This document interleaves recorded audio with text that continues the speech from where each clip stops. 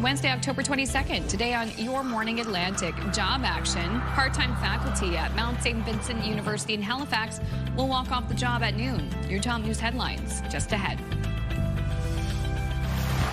And fall wellness. We'll look at ways to strengthen your immune system and manage stress as the weather gets colder. That's a little later. Plus, ask an expert. If you have any home renovations coming up, you'll want to pay attention. We're looking at custom bathrooms with our partners at Ritchie's in our third hour. All that and so much more just ahead on the Wednesday edition of Your Morning Atlantic.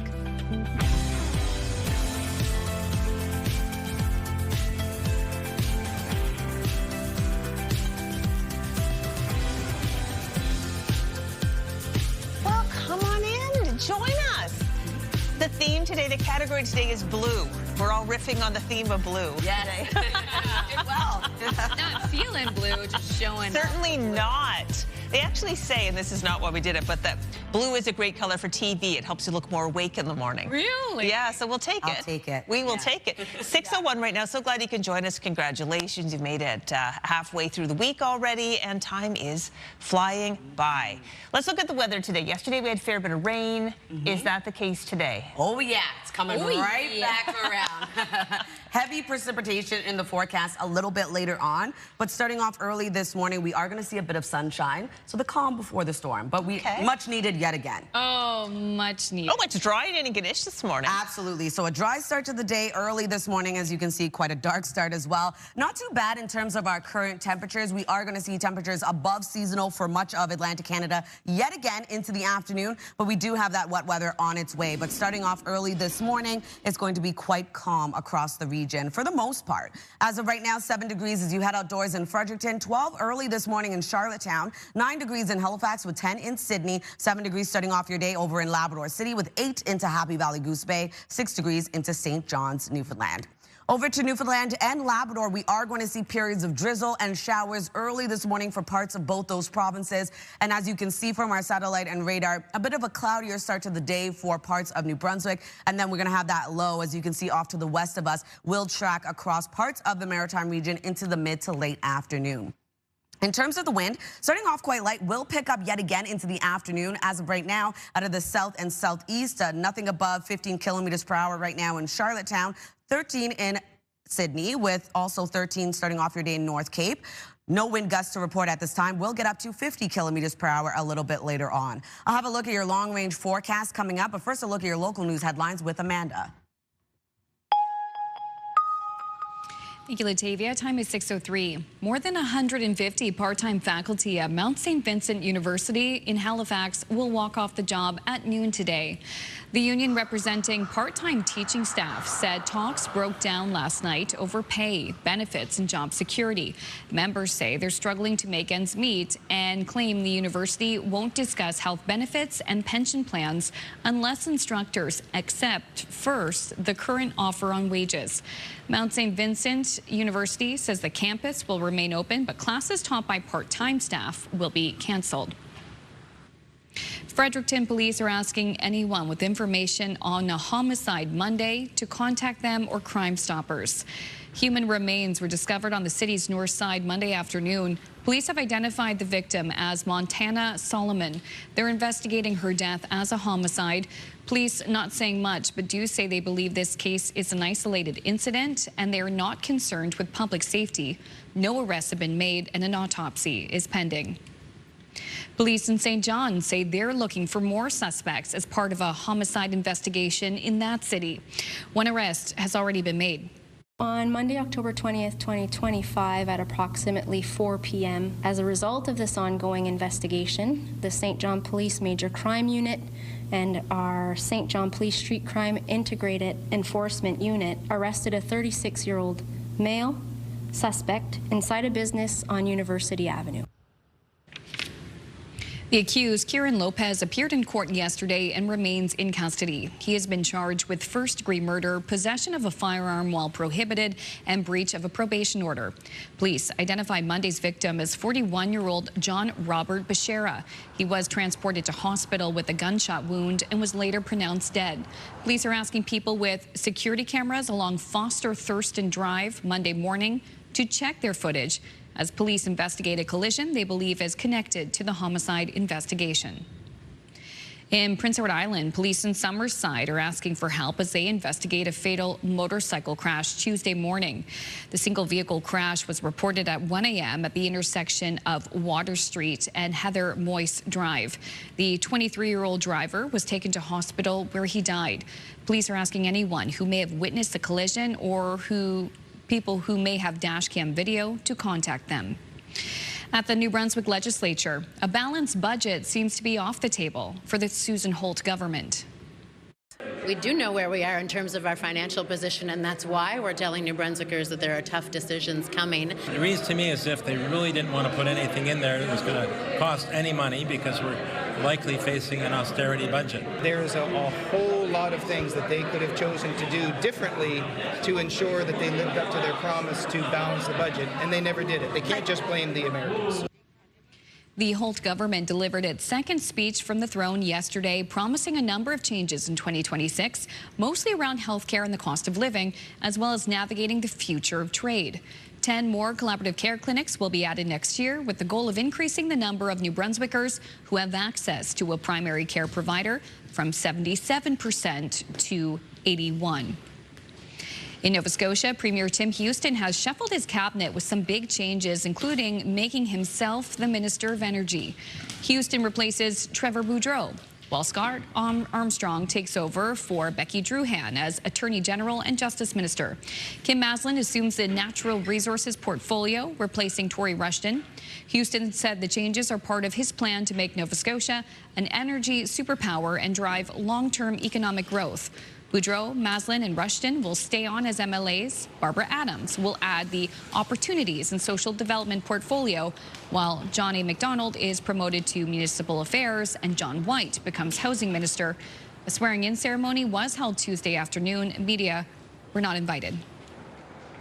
Finally, to the ice, and an emotional night in Boston for Brad Marchand.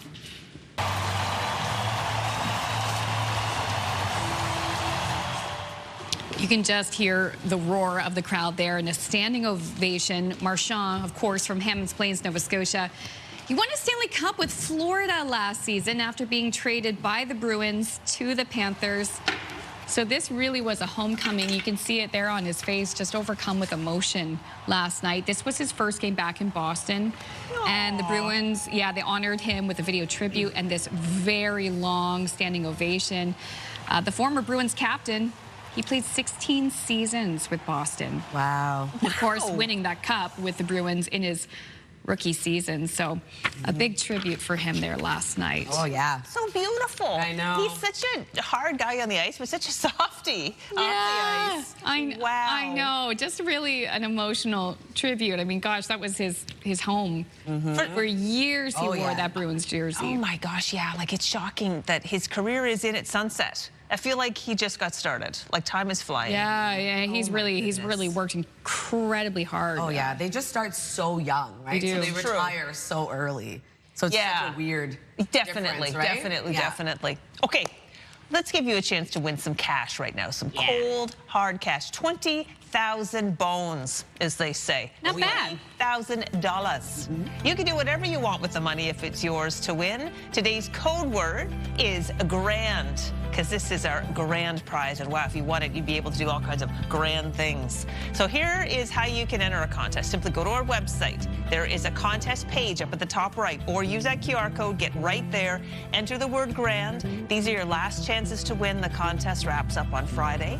So we'll have another chance to win tomorrow, another code word, and we wish you all the best of luck. Of course, the English spelling of grand, not grand.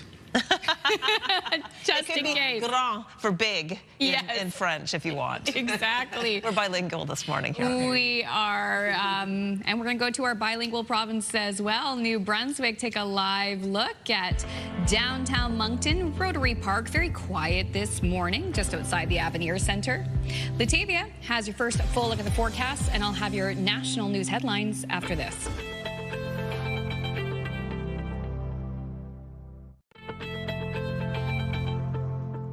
It is quite a dark start to the day over in St. John's. Welcome back. The time now is 7 o'clock. Periods of drizzle early this morning expected, but going to clear out, leaving mainly cloudy skies in your area for the remainder of the day. Weather is brought to you by the Atlantic Lottery mobile app, and not a bad start to the day yet again. More warm than we saw even yesterday morning. 8 degrees starting off your day in Fredericton, with 11 over in Charlottetown, 9 degrees early this morning in Halifax, 10 degrees in Sydney, 7 over in Labrador City, as well as into Gander and St. John's, Newfoundland. Over to our forecast timeline, a bit of fog early this morning that will dissipate. We are seeing precipitation early this morning across parts of Labrador, looking at some showers, periods of drizzle for parts of Newfoundland, and then a cloudier start to the day for parts of New Brunswick. We will be seeing some sunshine in our forecast sticking around into the afternoon. But then we do have this low that will track across western Nova Scotia into the Tri-County area of Nova Scotia, western New Brunswick. We will be seeing showers, at times heavy, with a risk of thunderstorms into the afternoon. And then this low pressure system will continue to spread across the Maritime region, taking us into early Thursday morning. We will be seeing clearing, but still going to see some precipitation wrap back around yet again. If we're wondering about our rainfall total, seeing the heaviest into central and southern New Brunswick, looking at around 10 to 20 millimeters of precipitation, and an additional 2 to 10 millimeters for much of Nova Scotia. Only seeing around 2 to 10 millimeters for both parts of Newfoundland and Labrador. So for our forecast today for New Brunswick, starting off with mainly cloudy skies, seeing showers, at times heavy, move in for parts of the province into the afternoon with a risk of thunderstorms. The rest of the province will see showers into the early evening and then clearing before midnight. Wind out of the southeast, 30 gusting to 50 kilometers per hour. Highs between 14 to 16 degrees for Prince Edward Island. Seeing sunshine today. We do have showers moving in across the island into the evening with wind gusts getting up to 40. And then for Cape Breton, eastern Nova Scotia, same thing applies. Lots of sunshine throughout your day. Seeing showers into the evening with highs between 17 to 19 degrees today. And then for the rest of Nova Scotia, highs will range from 17 to 19, being the warmest into Middleton and Shelburne. Looking at a mix of sun and cloud today, but we do have showers moving into the southwestern region into the late afternoon with the risk of thunderstorms. And then for Newfoundland and Labrador, a chance of showers throughout the day today. A high of 10 degrees over in Labrador City with 11 into St. John's, Newfoundland. Mainly cloudy skies today with evening showers expected. So Thursday's forecast, we are going to start off the day pretty clear and then increasing cloudiness. We will be seeing a chance of showers return for parts of New Brunswick. And then taking us into Friday morning, we're still seeing some looming showers for Cape Breton, eastern Nova Scotia. Also seeing a chance of showers remain for parts of Newfoundland and Labrador. And then clearing out, leaving sunshine into the afternoon. So that's a look at your weather forecast. We'll throw things over to Amanda for your national and international news headlines. Thank you, Latavia. Time is 6:15. New numbers show inflation is accelerating faster than expected in this country. The Consumer Price Index rose to 2.4% in September. That's up half a percentage point from the month before. It is the last release of data before the Bank of Canada makes its next rate decision a week from today. Rising grocery prices are one of the main culprits of climbing inflation. The high costs remain a pain point for many Canadians. CTV's Kathy Lee has details on which staples are driving the spike and how people are dealing with it. The aroma of fresh brews mingles with the tension of the rising cost of this commodity. Johanna Schwartz has had to slightly increase the price of a cup, but will hold it steady for now. It's really important that we stay accessible. So if that means that we have to take a bit of a bite on that for a while, we will. Coffee, just one of the items driving up grocery price inflation, according to Stats Canada. Beef is the other. Supply shortages for both and high demand are driving up the price. We've seen beef go up in year over year over 10%. Coffee has gone up more than 20% in the past year. StatsCan also shows Canadians are paying 4% more year over year last month for groceries. The jump mainly due to the high cost of fresh vegetables, sugar and candy. Some of those costs that you're experiencing in the current StatsCan had been impacted by retaliatory tariffs that the Canadian government had put in place. The lingering impact painful for many. Usually I set a budget of like $250 and that only gets me like a week. Schwartz also feeling the struggle, personally and as a business owner. It's a daily grind, but she'll do what she can to keep the coffee flowing. It's not much how much, but how long. How long can we handle the absorption, right? So I would say for us, we would have to probably sit for around maybe 3 or 4 months. Experts say the lingering effects of the retaliatory tariffs will eventually subside and ease food price inflation in the near future. As for beef, it's expected that it will take a couple of years for those prices to fall. Kathy Lee, CTV News, Calgary. Thank you, Kathy. Canada's Auditor General found that the Canadian military is falling short on recruiting and training enough members to meet the country's operational requirements. Despite a recruitment push and a massive spending commitment, on average, only 1 in 13 applicants end up starting basic training. The Canadian Armed Forces are thousands of members short of their authorized staffing levels. The Toronto Blue Jays are getting ready to take on the LA Dodgers for Game 1 of the World Series in Toronto on Friday. Tickets at the Rogers Centre sold out in half an hour yesterday before reappearing on resale platforms. CTV's Pat Foran has more on how to avoid being scammed if you're willing to shell out a lot of money for a playoff ticket. And a swing and a fly ball to left field. As the Toronto Blue Jays get ready to take on the Los Angeles Dodgers, at one point this morning, there were 235,000 fans online trying to purchase tickets. They sold out in about 30 minutes. Cadence Bunky of Toronto was one of the lucky fans. Once I got through, there were not that many tickets left already. Like, a lot of them were resale. Bunky was able to buy 2 seats in the 500 level for $500 each, and 2 in the 200 level were $750 per ticket. I was shocked by the face value when I got through. I was like, that's a lot, but everyone was messaging me that they couldn't even get through the queue, so I figured, well, I better buy these. I just wanted to go by myself because I'm such a massive Jays fan. Taylor Belford was scammed trying to buy a single Jays ticket through a Facebook group. It was for Game 6 of the Jays and Seattle Mariners. At $150 for a ticket in the 200 level, she says it seemed like a bargain, but the seller claimed they couldn't go and didn't want the seat to be wasted. It was, again, somebody supposedly that had tickets that wasn't going to be able to go, that didn't really care about the money. After she transferred the money, the seller said he couldn't separate 2 tickets and told her to send another $150. When she asked for a refund, she says it was clear she had been scammed. I just lost that money, and I don't want other people to have to go through that too. So just be careful. Tickets are now selling on the secondary market. On Ticketmaster, 500 level tickets are selling for $2,000 to $3,000. The price jumps to $7,500 in Section 115. If you wanted to be closer to the action, you could pay almost $20,000 for 2 tickets. Over on StubHub, prices were about the same, if not more. In Section 22, 2 seats will cost you more than $12,000. But in Row 1, Section 21, 2 seats will set you back almost $25,000. But that's VIP with all you can eat and drink. You may find tickets cheaper, but be cautious if you see deals on social media. Chances are they're a scam. I think they want to keep this Facebook group open to keep scamming people.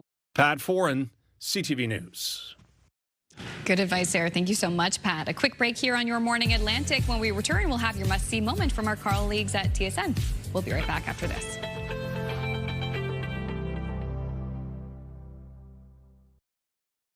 Move Mornings with Aaron and Peter. Weekday mornings on Move 100. The most fun in the morning. And home of the $1,000 minute. Only on Move 100 Halifax.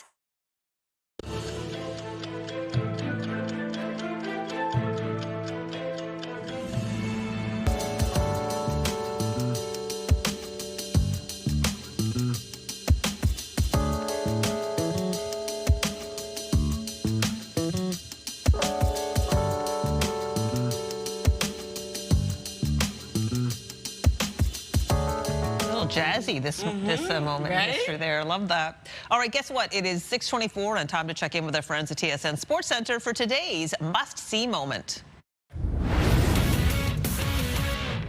Hey there, Lindsay Hamilton inside the Sports Center newsroom with your must-see moment from Tuesday. And for this one, we are taking a trip to Oklahoma City. It is the Thunder and Rockets tipping off a new NBA season. Third quarter here, Andrew Wiggins takes flight, just throws down a monstrous slam, the 6'5" guard, putting the 6'10" Clint Capella on a poster. And Wiggins delivering possibly a Dunk of the Year candidate on opening night, no less. That right there, your must-see moment. Flying in style. Meanwhile, Wednesday on TSN, we've got an NBA doubleheader for you. First up, it's the Cavs taking on the Knicks. That is followed up by the Spurs and Mavs. Coverage all begins 7 Eastern, 4 Pacific. That's all for now from the Sports Center Newsroom. Have a wonderful Wednesday.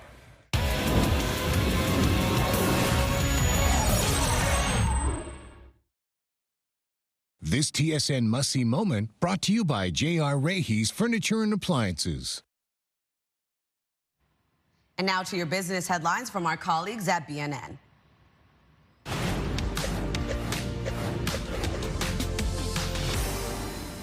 Gold has been surging this year as investors look for security in a quickly changing world. But today, it reversed course. After hitting a high yesterday above $4,300 U.S. an ounce, gold prices tumbled today. Precious metals were the biggest losers on the TSX. Some, like Aya Gold and Silver and Lundin Gold, down about 15%. The weight of gold and silver stocks also brought the TSX down several hundred points. Netflix reported its latest earnings today. The streaming company reported revenue of $11.5 billion for its latest quarter, just shy of what was expected. Netflix says a tax dispute with Brazil is cutting into its earnings. It had to pay about $620 million to settle the case.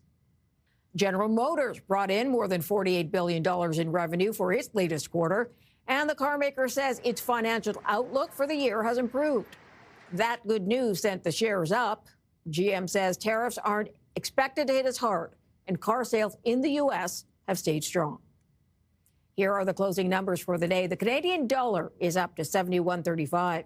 West Texas Intermediate crude is up to 57.24.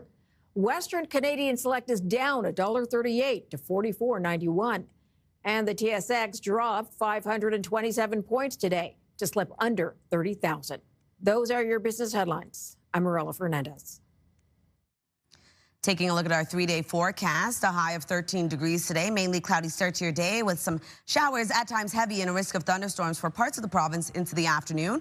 On Thursday, a high of 15 degrees, we'll see clouds clear out, but showers will return into the evening. And on Friday, sunshine returns with a high of 14. Nova Scotia is looking at a high of 18 degrees today, a mix of sun and cloud. We will be seeing showers, at times heavy, with a risk of thunderstorms into the afternoon for the southwestern region. For the rest of the province, into the evening, we'll see precipitation. On Thursday, a high of 18 degrees yet again, mainly sunny skies. We do have some heavy showers for Cape Breton Island. And then on Friday, looking at 15 degrees, sunshine for much of the province. We're looking at some scattered showers for mainland Nova Scotia. And then for Prince Edward Island, a high of 17 degrees today, mix of sun and cloud with evening showers. On Thursday, a high of 16, much of the same expected, and scattered showers across the island on Friday with a high of 15.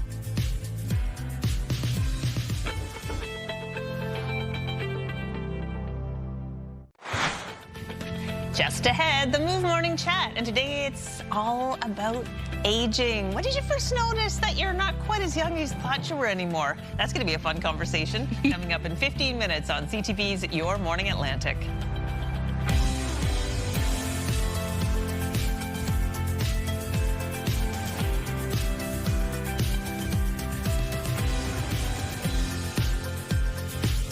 Good morning. It is 6:31 on your Wednesday morning, midweek already. So happy that you can join us here on CTV's Your Morning Atlantic.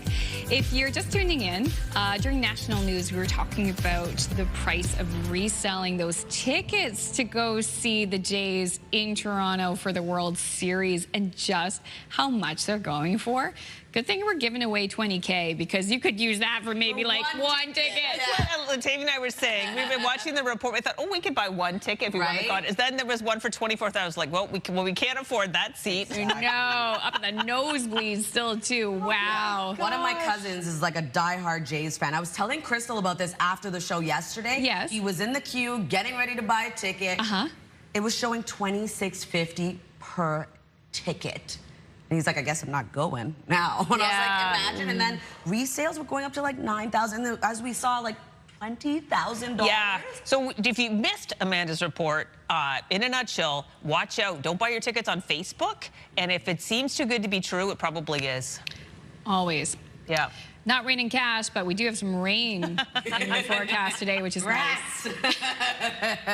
Oh, man. Okay, yeah, we're going to take a live look at Argyle Street. Still a dark start to the day in Halifax. 9 degrees starting off your day, so not too bad, but you're going to want to grab your raincoat for parts of the region. We are going to see showers move in, at times heavy. Starting off today, another mild start to the day. 8 degrees over in Fredericton. 11 degrees starting off early this morning in Charlottetown, with 10 degrees in Sydney. 7 degrees early this morning in Cartwright. 5 into St. Anthony, 7 degrees over in St. John's, Newfoundland.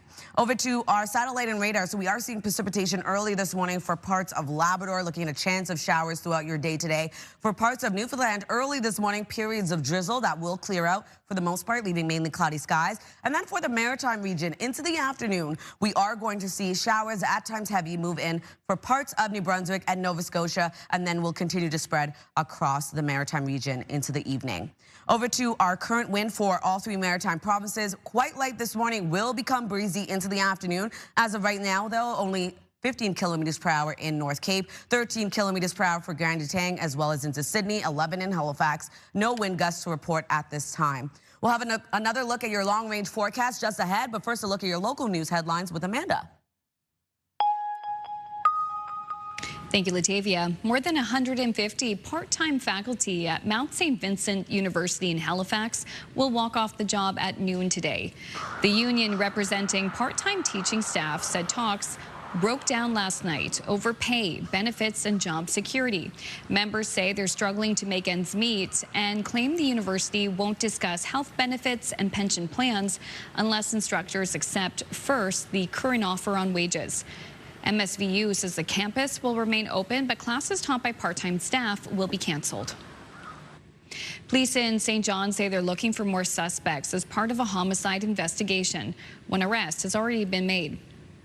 On Monday, October 20th, 2025, at approximately 4 p.m., as a result of this ongoing investigation, the St. John Police Major Crime Unit and our St. John Police Street Crime Integrated Enforcement Unit arrested a 36-year-old male suspect inside a business on University Avenue. The accused, Kieran Lopez, appeared in court yesterday and remains in custody. He's been charged with first-degree murder, possession of a firearm while prohibited, and breach of a probation order. Police identified Monday's victim as 41-year-old John Robert Bashara. He was taken to hospital with a gunshot wound and was later pronounced dead. Police are asking people with security cameras along Foster Thurston Drive Monday morning to check their footage as police investigate a collision they believe is connected to the homicide investigation. In Fredericton, police are asking anyone with information on a homicide Monday to contact them or Crime Stoppers. Human remains were discovered on the city's north side Monday afternoon. Police have identified the victim as Montana Solomon. They're investigating her death as a homicide. Police not saying much, but do say they believe this case is an isolated incident and they're not concerned with public safety. No arrests have been made and an autopsy is pending. At the New Brunswick Legislature, a balanced budget seems to be off the table for the Susan Holt government.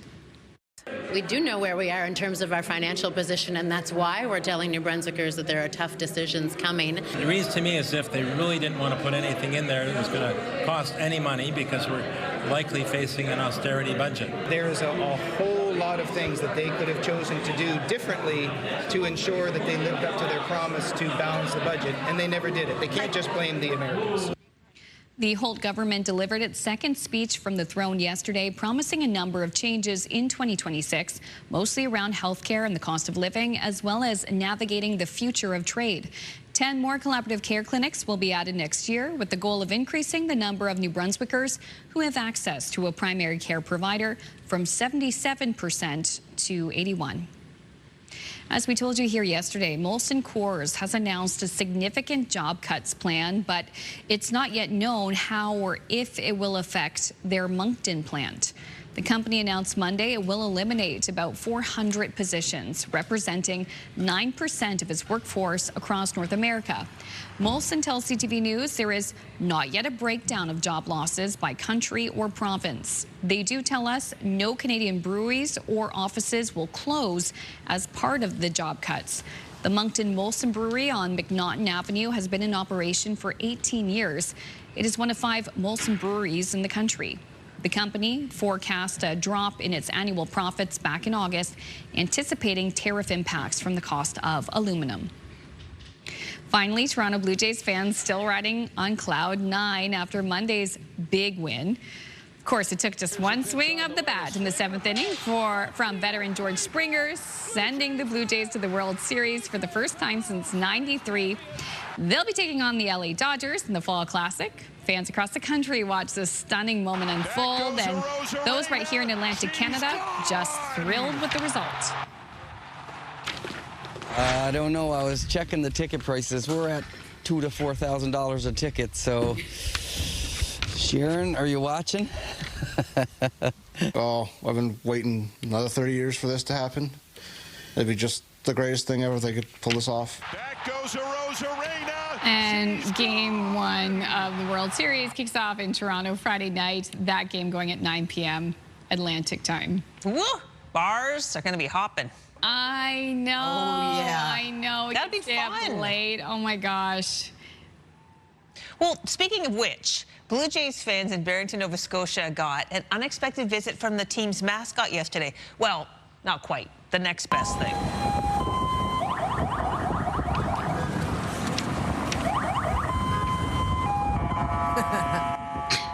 So a huge Jays fan named Curtis Halliday posted on social media that Ace had flown in from Toronto and was set to appear on the main drag in Barrington, Nova Scotia, riding on the not bandwagon, which is that, at approximately 5:30. So locals heard the news, quickly spread. They lined the street to cheer on the impromptu Blue Jays float and celebrate the American League Championship Series victory. We want to thank Elizabeth Everett Cottrell for sharing this video with us. She happened to be there to catch the moment. It's a very good Ace. Very good Ace costume. So good. Normally you hear sirens, you're like, uh-oh, this isn't going to be Right? good. No, in Nova Scotia, you're like, hey, you've got a lawn tractor with a trailer. Can you meet me downtown at 5:30? Yeah, I know. Yeah, by the old gas station. Let's go. Exactly. Okay, still ahead on Your Morning Atlantic. We're going to have your entertainment headlines, but coming up, it's the Move Morning Chat, and we want to hear from you. We're asking, and don't be afraid to say, when did you really know you were getting older? That conversation's coming up.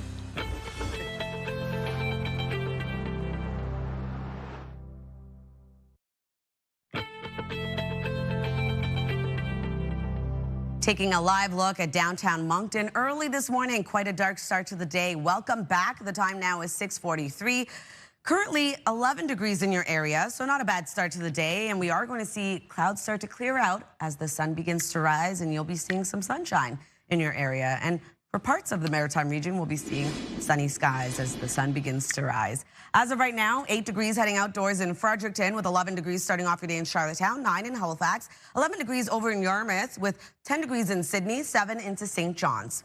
Over to our forecast timeline. We are seeing a bit of precipitation early this morning for parts of Newfoundland and Labrador. For Labrador, chance of showers will stick around throughout the day today. For parts of Newfoundland, looking at periods of drizzle that will clear for the most part, leaving mainly cloudy skies. We will be seeing sunshine early this morning for parts of all 3 maritime provinces, but then a low will track across western Nova Scotia, New Brunswick, and into the southwestern region of Nova Scotia, bringing showers, at times heavy, with a risk of thunderstorms into the afternoon. And then for the evening, we'll see this low pressure system really track right across all 3 maritime provinces, bringing wet weather into early Thursday morning, where we're going to start to see a bit of clearing.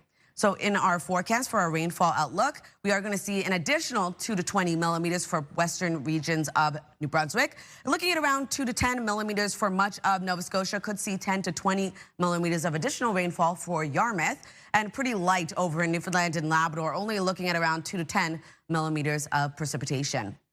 Over to our forecast today for New Brunswick. Mainly cloudy skies early in the morning. Could see some sunny breaks as well. We will be seeing showers move in for western parts of the province, with a risk of thunderstorms as well. So showers at times heavy, and then wind picking up as well into the afternoon of the southeast, 30 gusting to 50 kilometers per hour. Highs between 14 to 16 degrees across Prince Edward Island today. Looking at sunshine throughout your day. Showers arriving across the island into the evening, wind gusts getting up to 40. Same thing goes for Cape Breton, eastern Nova Scotia. Looking at a mix of sun and cloud today. Evening showers, at times heavy, with wind out of the south, 20 gusting to 40. For the rest of Nova Scotia, highs will range from 17 to 19 degrees. Looking at a mix of sun and cloud today for the Tri-County area, seeing showers at times heavy into the mid to late afternoon with the risk of thunderstorms as well. And then for Newfoundland and Labrador, 10 degrees for Labrador City today with a chance of showers throughout the day. Periods of drizzle clearing out, leaving mainly cloudy skies. Showers arriving across the province into the evening with a high of 11 degrees into St. John's, Newfoundland. That's a look at your weather forecast. Now we'll throw things over to the Move Morning Chat.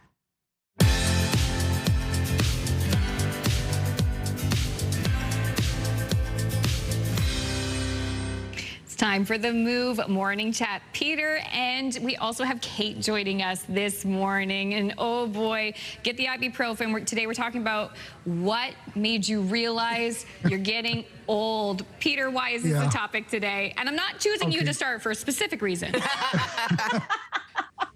Let me tell you, this conversation came out of something that Aaron and I were talking about a few days ago. And it was back when we found out that the Blue Jays were going to play in a Game 7 against the Mariners. And it was pointed out that the last time the Blue Jays played in a Game 7 in the postseason was 1985. And then I explained to Aaron, 1985, I was just finishing my first year in radio at this very radio station. Wow. Aaron's parents were still 5 years from walking down the aisle, and Aaron wouldn't arrive until another year after that in 1991. So yes, I was feeling so very old. But it turns out it's, feeling old is something that happens to everybody, right? Oh, yeah. Yeah, Kate, how about you?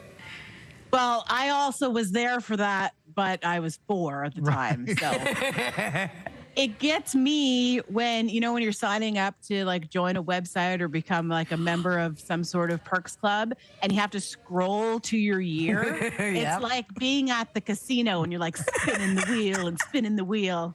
And it's heart-wrenching at times to find that year. It's so true. I love my grandma Louise, who has since passed, but she was funny because she used to joke to us and say, "I'm in the last box." When it came to those surveys.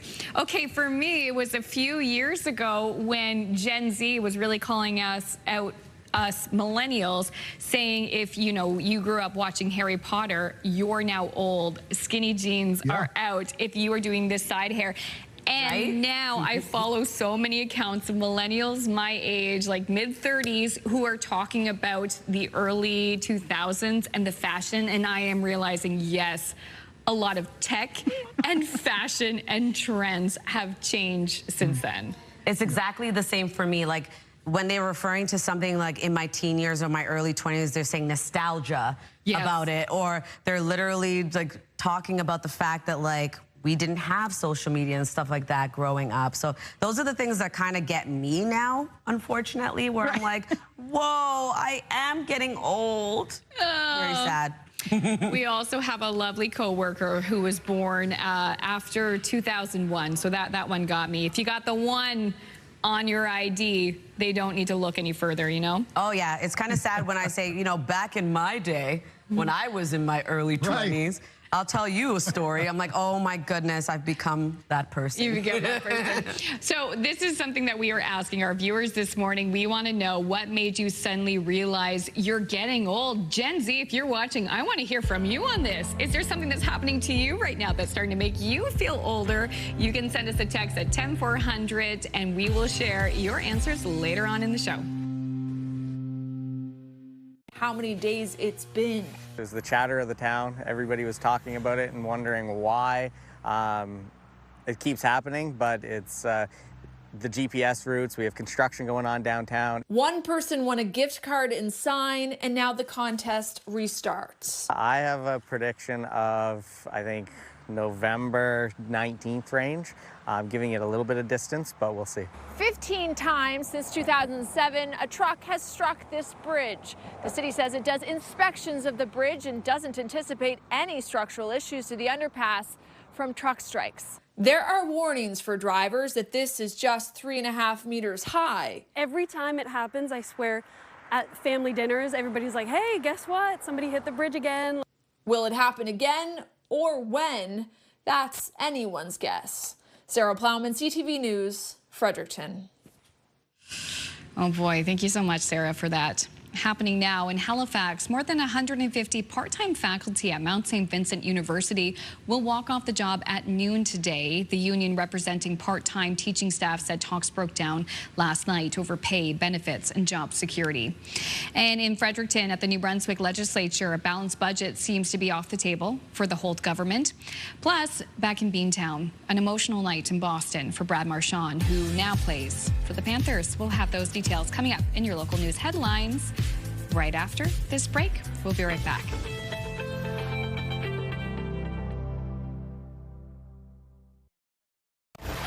It's Wednesday, October 22nd. Today on Your Morning Atlantic, job action. Part-time faculty at Mount St. Vincent University in Halifax will walk off the job at noon today. Your top news headlines just ahead.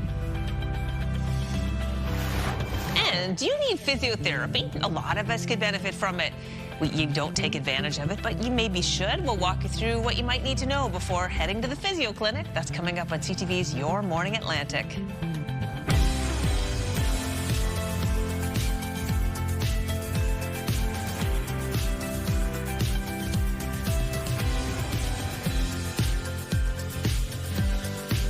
Welcome back, Atlantic Canada. The time now is 7 o'clock. We're midweek. We've made it halfway. Yay to us. Yay, everybody. Yay. Cheers to you. Cheers to you. I had a really fun assignment this week. I got to go to CBI Physio. Nice. Cool. And when I showed up, the physio they had lined up to do the segment with me, is my actual physiotherapist. Wow. Oh my gosh, no. So funny. And you're like, oh, hi, well, you know what to do back there. Exactly. So it was really fun. So earlier we had worked on it. I'd had some surgery and I had, after you take some time off, your muscles atrophy quickly. Mm-hmm. And I started to resume my normal running and activities and I got injured right away. Oh, no. So she showed me what I needed to do to strengthen, get back to what I wanted to do. Worked out quickly. So yesterday when I did it with her, we worked on my posture. Nice. A lot of people working on their posture these days. So yeah. It's a constant struggle. Yeah, with so much of the hunching with the devices and the computers and such. So it's made it so much worse. Yeah, I know we're all trying to I know, even talking about it, I'm thinking like, oh, I know. I hope you weren't 10 on that pain level. Did you see that in the video where it's like 0, smiley face, and then there's the really distressed face when you get closer to 10. Yeah, let's not get to 10. No, certainly not. Weather-wise today, it's a whole lot going on, actually. Yeah, it's kind of hard to keep track sometimes because it's like showers here, not there, sunshine here, cloudy there. But that's what we're looking at for much of the forecast today. Here's a live look at Halifax early this morning. It is 9 degrees starting off your day. You can see the sun is beginning to rise. We are going to see sunshine in Halifax and for mainland Nova Scotia and parts of Atlantic Canada. We'll be seeing sunny skies as the sun begins to rise. But we do have precipitation tracking in our forecast yet again today as well. 8 degrees starting off your day in Fredericton. A little bit warmer over in Charlottetown with 11 degrees, 9 in Sydney, 8 degrees over in Happy Valley Goose Bay with 11 degrees in Corner Brook, 7 into St. John's. Over to our satellite and radar. So we are seeing precipitation early this morning for parts of both Newfoundland and Labrador. Looking at a chance of showers across parts of Labrador and periods of drizzle early this morning for parts of Newfoundland. That will clear out, leaving mainly cloudy skies for much of the province. For the Maritime region, seeing sunshine in our forecast, but also precipitation, showers, at times heavy, will move in for parts of the Maritimes into the afternoon. Wind will remain quite light this morning across the Maritimes, but will become breezy into the afternoon. Currently sustained wind of 15 kilometers per hour in North Cape, 13 starting off your day in Grand Etang and in Woodstock, as well as into Moncton with 11 in Halifax. No wind gusts to report at this time, but will pick up to around 50 kilometers per hour into the afternoon. I'll have another look at your long-range forecast just ahead, but first another look at your local news headlines. New this morning, more than 150 part-time faculty at Mount St. Vincent University in Halifax will walk off the job at noon today. The union representing part-time teaching staff said talks broke down last night over pay, benefits, and job security. Members say they're struggling to make ends meet and claim the university won't discuss health benefits and pension plans unless instructors accept first the current offer on wages. MSVU says the campus will remain open, but classes taught by part-time staff will be canceled. Police in Fredericton are asking anyone with information on a homicide Monday to contact them or Crime Stoppers. Human remains were discovered on the city's north side Monday afternoon. Police have identified the victim as Montana Solomon. They're investigating her death as a homicide. Police not saying much, but do say they believe this case is an isolated incident and they're not concerned with public safety. No arrests have been made. An autopsy is pending. Police in St. John say they're looking for more suspects as part of a homicide investigation in that city. One arrest has already been made. On Monday, October 20th, 2025, at approximately 4 p.m., as a result of this ongoing investigation, the St. John Police Major Crime Unit and our St. John Police Street Crime Integrated Enforcement Unit arrested a 36-year-old male suspect inside a business on University Avenue. The accused, Kieran Lopez, appeared in court yesterday and remains in custody. He's been charged with first-degree murder, possession of a firearm while prohibited, and breach of a probation order. Police identified Monday's victim as 41-year-old John Robert Beshara. He was taken to hospital with a gunshot wound and was later pronounced dead. Police also asking people with security cameras along Foster Thurston Drive Monday morning to check their footage as police investigate a collision they believe is connected to the homicide investigation. In PEI, police in Summerside are asking for help as they investigate a fatal motorcycle crash Tuesday morning. It happened around 1 a.m. at the intersection of Water Street and Heather Moyse Drive. The 23-year-old driver was taken to hospital where he died. Police are asking anyone who may have witnessed the collision or who may have dashcam video to contact them. At the New Brunswick legislature, a balanced budget seems to be off the table for the Susan Holt government. We do know where we are in terms of our financial position, and that's why we're telling New Brunswickers that there are tough decisions coming. It reads to me as if they really didn't want to put anything in there that was going to cost any money because we're likely facing an austerity budget. There's a whole lot of things that they could have chosen to do differently to ensure that they lived up to their promise to balance the budget, and they never did it. They can't just blame the Americans. The Holt government delivered its second speech from the throne yesterday, promising a number of changes in 2026, mostly around health care and the cost of living, as well as navigating the future of trade. 10 more collaborative care clinics will be added next year with the goal of increasing the number of New Brunswickers who have access to a primary care provider from 77% to 81%. In Nova Scotia, Premier Tim Houston has shuffled his cabinet with some big changes, including making himself the Minister of Energy. Houston replaces Trevor Boudreau, while Scott Armstrong takes over for Becky Druhan as Attorney General and Justice Minister. Kim Maslin assumes the Natural Resources portfolio, replacing Tory Rushton. Houston said the changes are part of his plan to make Nova Scotia an energy superpower and drive long-term economic growth. Boudreau, Maslin, and Rushton will stay on as MLAs. Barbara Adams will add the Opportunities and Social Development portfolio, while John A. MacDonald is promoted to Municipal Affairs and John White becomes Housing Minister. A swearing-in ceremony was held yesterday afternoon. Media were not invited. Finally, it was an emotional night on the ice in Boston for Brad Marchand.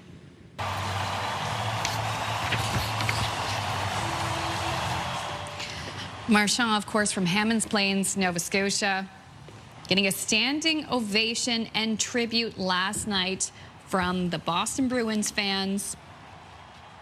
Of course, Marchand not playing with the Bruins anymore. He was traded to the Florida Panthers, where he won a Stanley Cup with that team last season. And the former Bruins captain, he played 16 seasons in Boston, winning a cup with the Bruins in his rookie season. Beautiful. Just gorgeous. Know. A big welcome back home. A warm, fuzzy moment. What a happy week it's been in sports with the Blue Jays winning, right? And then Brad Marchand getting a lovely shout out and appreciating it so much. Yeah, it's nice to see Canadians doing so well on the world stage. Yeah, speaking of which, a shout out to our Maritimer with incredible stamina and determination. Ultramarathon runner Lee Alonzo Murphy is the only Canadian competitor at the Biggs Backyard Ultra World Individual Championship in Belt Buckle, Tennessee. So the race is named after a dog called Biggs, and the event involves competitors completing 6.7-kilometer loops every hour on the hour for days at a time. The event continues until only one runner remains. Well, the 36-year-old from Hubbards, Nova Scotia, was one of the last runners standing. He managed to complete 74 laps, which equates to nearly 500 kilometers. Wow. This is midway through the journey. Oh, yeah. So, Lee, you did great. Huge personal best for Lee. These kind of ultra-marathon races, it's hard for most of us to fathom, but imagine running just for like literally days at a time. They take little moments to have a little mini nap, and then they just get up and do it again.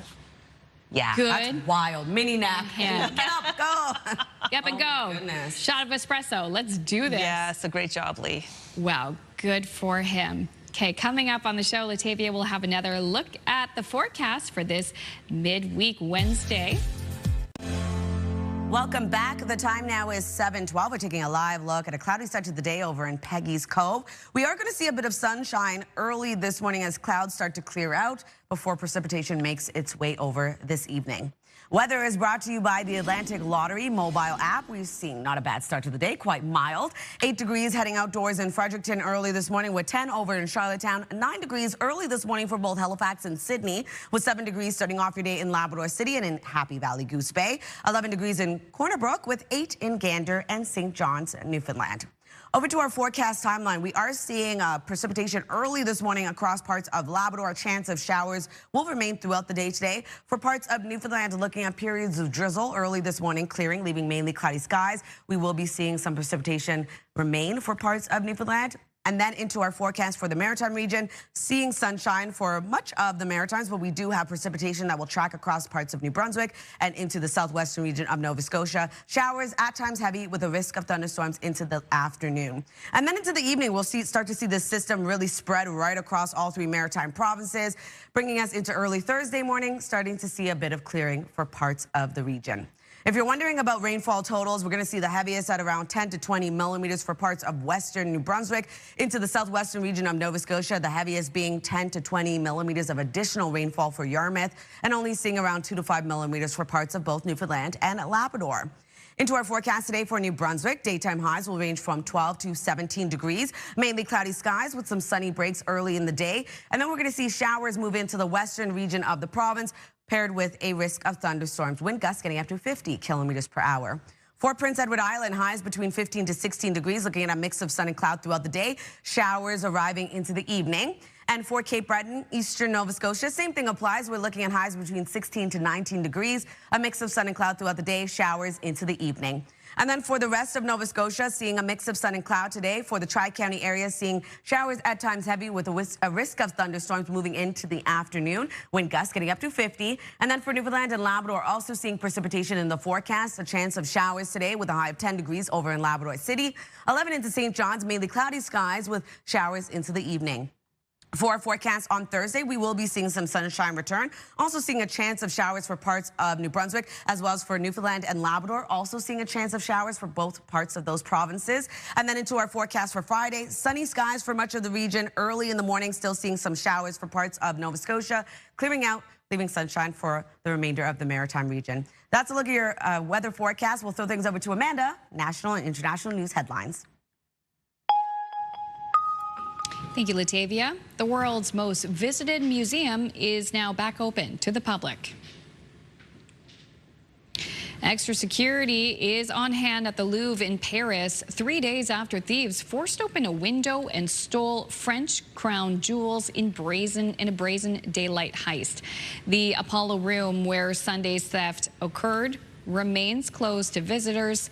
No arrests have been announced, and the stolen jewels, worth the equivalent of $102 million US, remain missing. New numbers show inflation is accelerating faster than expected in this country.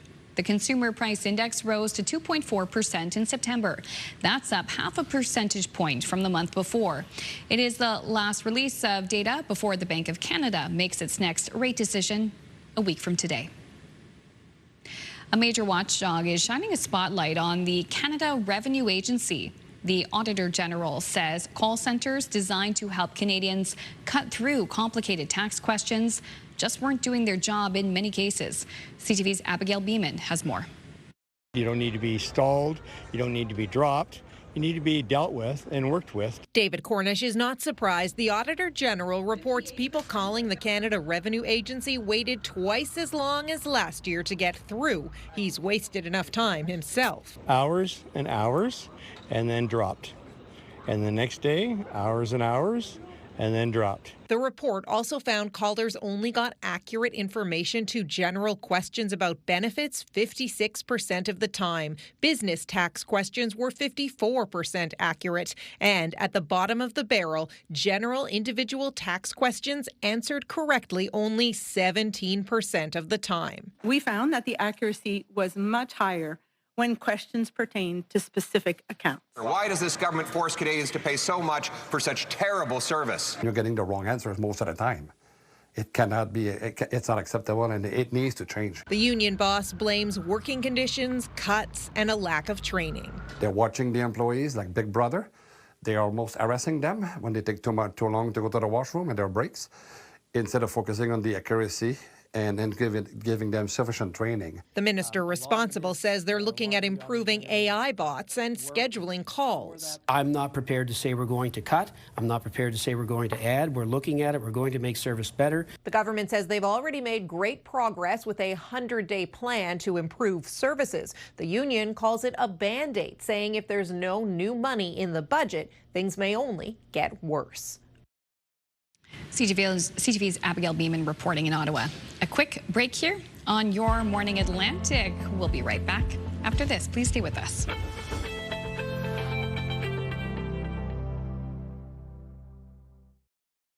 Move Mornings with Aaron and Peter. Weekday mornings on Move 100. The most fun in the morning. And home of the $1,000 minute. Only on Move 100 Halifax. New code word. Good luck. We're going to throw things over to Crystal. We are in downtown Dartmouth at CTV Health, and I'm here for some physio today. Are you Jordan? I am Jordan. Oh my gosh, so nice to meet you. Nice to meet you. Crystal from CTV. Hi, Crystal. Welcome. Thank you so much. All right, CTV Health, I love this place, but for our viewers at home, what do you offer here? So CTV Health offers, many different services. So we have physiotherapy, massage therapy, psychology, occupational therapy. So we're really just here to, meet you where you are and help you with whatever you need help with. All right, well, I'm here today because I really have noticed that my posture is, I don't know, it's just not where I want it to be. I've been having a little bit of neck pain, shoulder pain, and I think it has to do with my posture. So I'm hoping I can see Moira.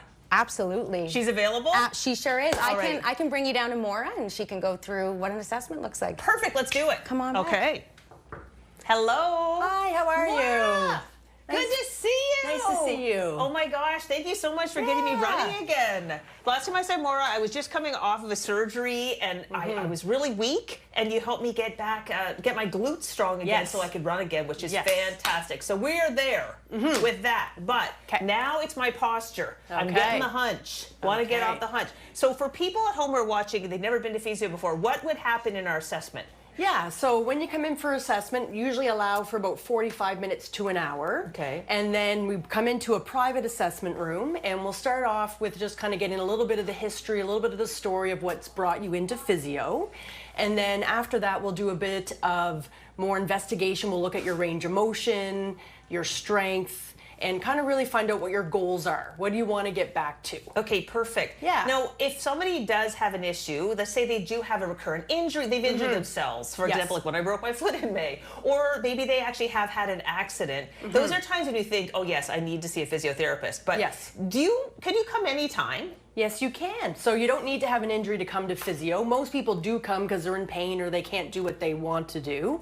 But yeah, you can come for preventative measures. You can come and maybe work on your strength so that you have a lower fall risk. Yes. And maybe you're thinking about maybe joining a gym, but you're not sure where to start or how to start. We can help you with that. But yeah, so we can help with anything. Okay, well today I want to learn some exercises. I want to be preventative before the posture thing really becomes a problem. Okay. So Moira, I believe our assessment shall begin. Yes, we will do the assessment. James, we'll see you in about 30 minutes in the gym. This is my assessment. Great assessment, thank you so much. Yeah, my pleasure, you did well. So we're now entering our gym treatment area. So we have a lot of equipment here, so we can do different strengthening activities. We also have some treadmills and some bikes for warm up and cool down.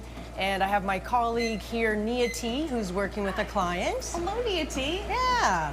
Amazing. Yeah, so what we're going to do now is we're going to bring you over and do a band exercise that's going to help you with your posture. Okay, perfect. Okay? All right, yeah, you have a lot of equipment here. So we normally so you have your treatment session for the first time, that's like 45 minutes an hour. Yeah. Then we would work together on the regular different exercises to strengthen up the area. In my case, it's the back. Yeah, we want to strengthen the back, open up the chest. So Okay. I thought I'd show you one today. Perfect. And then you can take this tubing home and practice at home as well. Perfect. So we're going to stand nice and tall, shoulders back, and pull behind. Oh, I like your technique. Yeah. Nice form.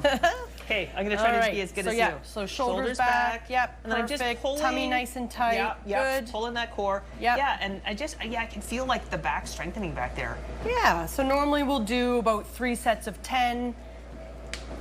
Yeah, it shouldn't be painful. You just are aware of the muscles working. All right, so in my case, I'm not injured. I'm doing it preventatively, which a lot of people can do. If you are injured, you'd work to get the person back to the activities they want to do as fast as possible. Absolutely, yeah. We'll help manage pain first, and we have different machines that we can do, a lot of education, and then we kind of restore the motion, strength, and then we get into function, whether it's walking, gardening, shoveling. We'll help you go through all that. Okay, what's next with your knee? Okay, so I'd like to see you again next week. Yep. We'll probably do that for about 2 or 3 weeks, and then we'll reevaluate. Okay, perfect. So we have a little more of a session today before we go. Yep. I got to take the band home and do my homework. Yes. If people are watching, how would they book? Yeah, so you can book online or you can call one of the clinics, and we'll be able to make your appointment. The first one, and then you just go from there. Yep, Beautiful. and then we'll guide you after that. All right, and then you can check with your insurance provider to see if you've got coverage and then figure all that out. Well, this has been a treat. Thank you so much. Great job. You're welcome. And we put all the information about CBI on our website to make it easy for you to find. Now we're going to take a look at our midweek forecast. Looking at New Brunswick, we're seeing mainly cloudy start to your day. We do expect heavy showers to move into the afternoon for parts of the province with a risk of thunderstorms, a high of 13 degrees. 15 on Thursday, seeing clouds clear out, but evening showers expected. And then on Friday, sunny skies with a high of 14.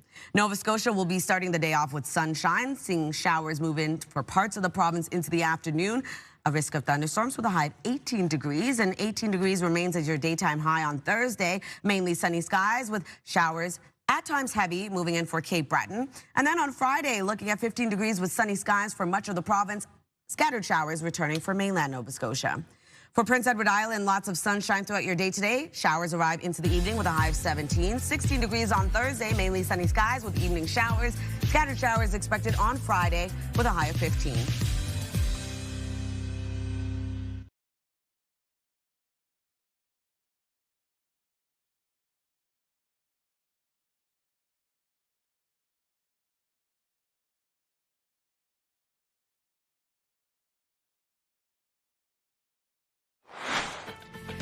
Coming up in this half hour, fall wellness. We'll look at building immunity and managing stress as we head into cold and flu season. That's coming up in 15 minutes here on Your Morning Atlantic.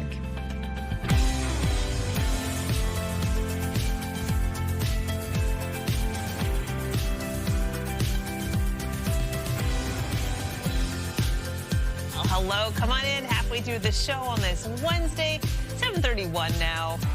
We're wearing blue today just because we felt like it. And has nothing to do with the fact there's lots of rain in the forecast. No, it's much needed, actually. We're welcoming So needed. the precipitation. Starting off the day, though, we are going to see another mild start to the day, so temperatures on the warmer side of things. We are going to see some sunshine in our forecast before precipitation makes its way over. It's almost like the opposite of what we had yesterday. Exactly. Yep. Oh my gosh, pouring yesterday morning, but wow, look at the start at Meat Cove this morning. Beautiful part of Cape Breton. Gorgeous start to the day. And don't worry, you're going to see sunshine for much of the maritime region starting off the day. So you'll be seeing that sunshine, but keep in mind we are going to see showers at times heavy with a risk of thunderstorms move in for parts of the region. So you'll want to bring your raincoat before heading out this morning. 8 degrees starting off your day in Fredericton, 10 in Charlottetown, 9 in Halifax, 8 degrees over in St. John's, Newfoundland. Over to our satellite and radar, we are seeing a bit of precipitation early this morning, a chance of showers for parts of Labrador. Also seeing a chance of showers, periods of drizzle for parts of Newfoundland early this morning. Sunshine also starting off the day for parts of all 3 maritime provinces before a low tracks across the region, bringing showers at times heavy to parts of New Brunswick and Nova Scotia starting off into the mid to late afternoon. Wind starts off quite light for the Maritimes. As of right now, sustained wind of 17 kilometers per hour in Moncton, 15 into Grand Manan with 13 into Grand Etang, 11 kilometers per hour in North Cape. No wind gusts to report at this time, but will pick up into the afternoon. I'll have your long-range forecast details just ahead, but first a look at your local news headlines with Amanda. Thank you so much, Latavia. And we begin in Halifax. More than 150 part-time faculty at Mount St. Vincent University will walk off the job at noon today. The union representing part-time teaching staff said talks broke down last night over pay, benefits, and job security. Members say they are struggling to make ends meet and claim the university won't discuss health benefits and pension plans unless instructors accept first the current offer on wages. MSVU says the campus will remain open, but classes taught by part-time staff will be canceled. Police in St. John say they're looking for more suspects as part of a homicide investigation. One arrest has already been made. On Monday, October 20th, 2025, at approximately 4 p.m., as a result of this ongoing investigation, the St. John Police Major Crime Unit and our St. John Police Street Crime Integrated Enforcement Unit arrested a 36-year-old male suspect inside a business on University Avenue. The accused, Kieran Lopez, appeared in court yesterday and remains in custody. He's been charged with first-degree murder, possession of a firearm while prohibited, and breach of a probation order. Police identified Monday's victim as 41-year-old John Robert Bashera. He was taken to hospital with a gunshot wound and was later pronounced dead. Police also asking people with security cameras along Foster Thurston Drive Monday morning to check their footage as police investigate a collision they believe is connected to the homicide investigation. And in Fredericton, police are asking anyone with information on a homicide Monday to contact them or Crime Stoppers. Human remains were discovered on the city's north side Monday afternoon. Police have identified the victim as Montana Solomon. They're investigating her death as a homicide. Police not saying much, but do say they believe this case is an isolated incident and they're not concerned with public safety. No arrests have been made and an autopsy is pending. At the New Brunswick Legislature, a balanced budget seems to be off the table for the Susan Holt government. We do know where we are in terms of our financial position, and that's why we're telling New Brunswickers that there are tough decisions coming. It reads to me as if they really didn't want to put anything in there that was going to cost any money because we're likely facing an austerity budget. There's a whole lot of things that they could have chosen to do differently to ensure that they lived up to their promise to balance the budget, and they never did it. They can't just blame the Americans. The Holt government delivered its second speech from the throne yesterday, promising a number of changes in 2026, mostly around healthcare and the cost of living, as well as navigating the future of trade. And as we told you here yesterday, Molson Coors has announced a significant job cuts plan, but it's not yet known how or if it will affect their Moncton plant. The company announced Monday it will eliminate about 400 positions, representing 9% of its workforce across North America. Molson tells CTV News there is not yet a breakdown of job losses by country or province. They do tell us no Canadian breweries or offices will close as part of these cuts. The Moncton Molson Brewery on McNaughton Avenue has been in operation for 18 years. It is one of 5 Molson breweries in the country. The company forecast a drop in its annual profits back in August, anticipating tariff impacts from the cost of aluminum. Speaking of costs, the holiday season is 2 months away, and a new survey says 3/4 of the population will maintain their spending or even increase it. But nearly 60% of Canadians are stressed about holiday shopping, marking a 4-year high. This all according to the annual Retail Council of Canada Leger Holiday Survey. The holiday season can be a make or break for many retailers. Maritimers are slightly below the national numbers, each spending on average about $912. As for when people start shopping, that varies from person to person. Seeing Atlantic Canadians, they're going to be spending less this year. It's only 1% down, but it's very telling. So we're seeing a very strategic shopper. We're seeing some concern amongst people about how much should I spend? Am I worried about my job? I'm pretty much done. Amazing. I have one person left to shop for. Probably a week before Christmas, like most men do. Right? Oh boy, and a reminder for those also not keeping track. Yeah, Christmas just over 2 months away.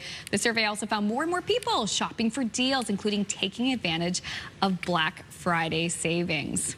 Yeah, I have a particular item I won't mention because my husband might be watching the show, but I've got a thought in mind for him. Waiting for the Black Friday deal. Right? Those are the best. My family back home in Toronto, we started doing Kris Kringle. Kris Kringle? Yeah, Kris Kringle. Kris Kringle.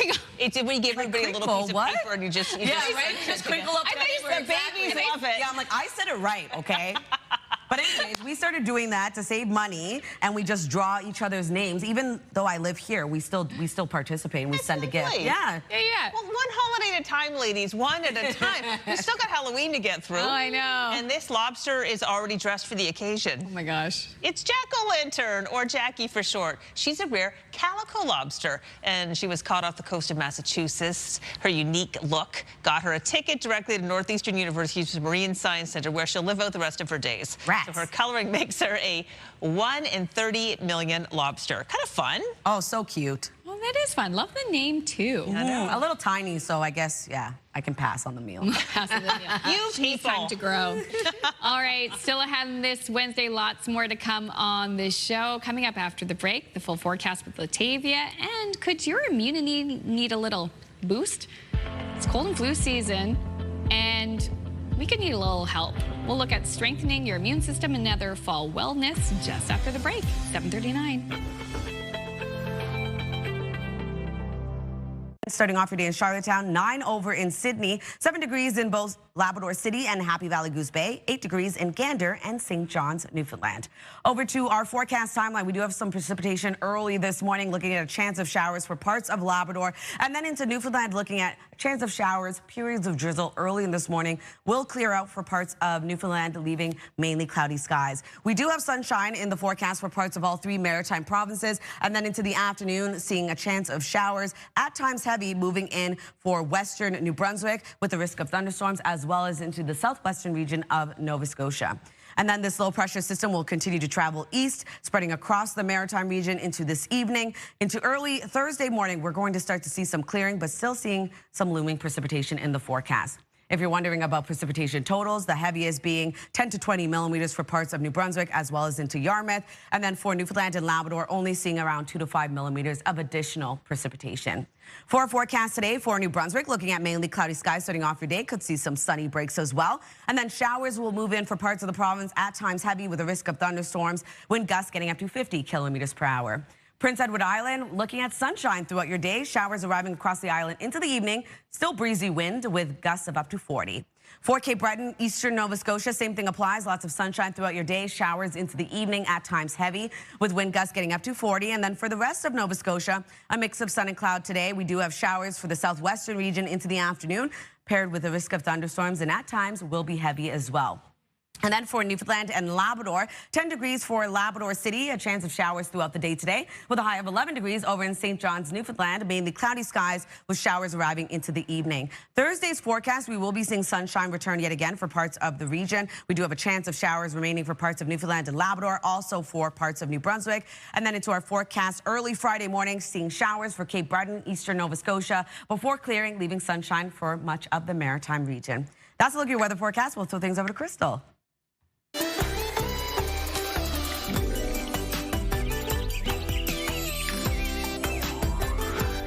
Love the new graphic at 7:45. All right, safe to say the cold and flu season has arrived. And if you're trying to fight off illness, we've got some tips that might help you keep those nasty infections at bay. Joining us this morning to help us boost our immune system this season, we welcome our partner, wellness contributor, Christina Barrett. Good morning, Christina.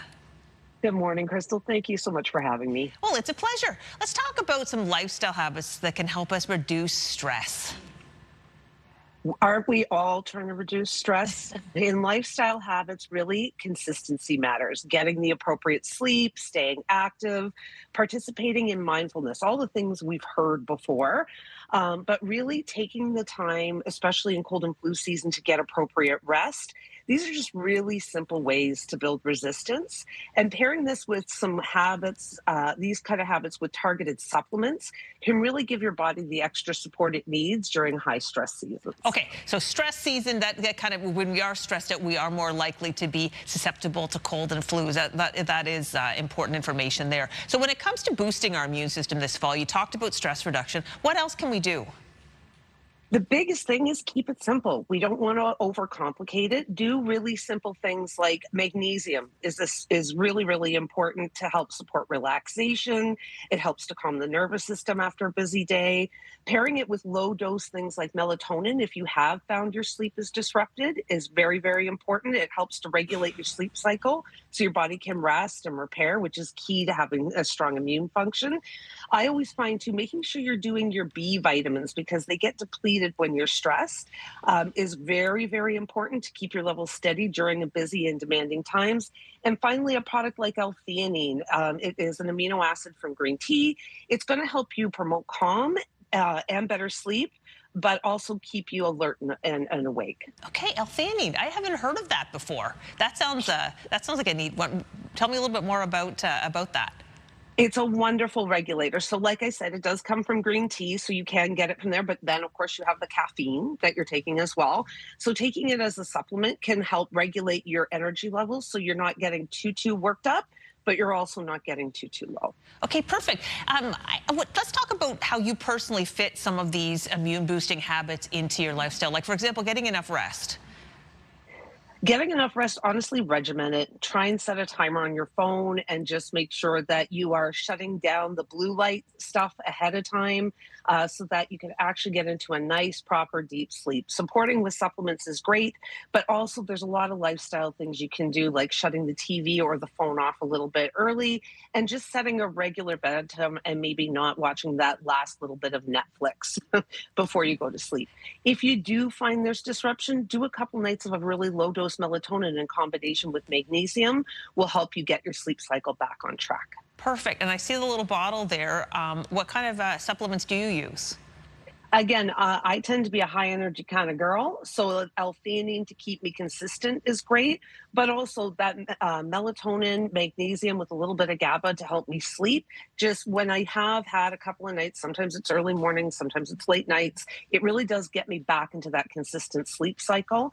But if you want to know more about any of these products or any of these items, orangenaturals.com or your local Sobeys stores are wonderful sources of information.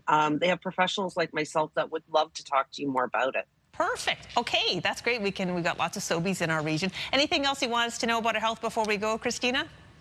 Honestly, just keep your habits consistent and take care of yourself. That's the biggest way to make sure that you don't get sick over cold and flu season. All right, Christina, thank you so much for this advice today. Thank you so much for having me, Crystal. Enjoy the rest of your day. You too. That was our partner wellness contributor, Christina Barrett, with some tips on boosting our immune system during cold and flu season. That leads us perfectly into you, Amanda. Yeah, thank you so much, Crystal, for that. Time is 7:49. Health medical news now, and new research shows that fewer children are suffering from peanut allergies. It is one of the topics in your health.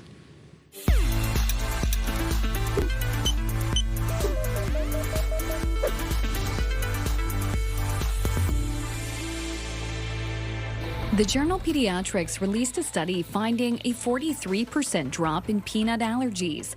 The shift comes after a big change in national guidance in 2017, which encouraged early peanut introduction for babies.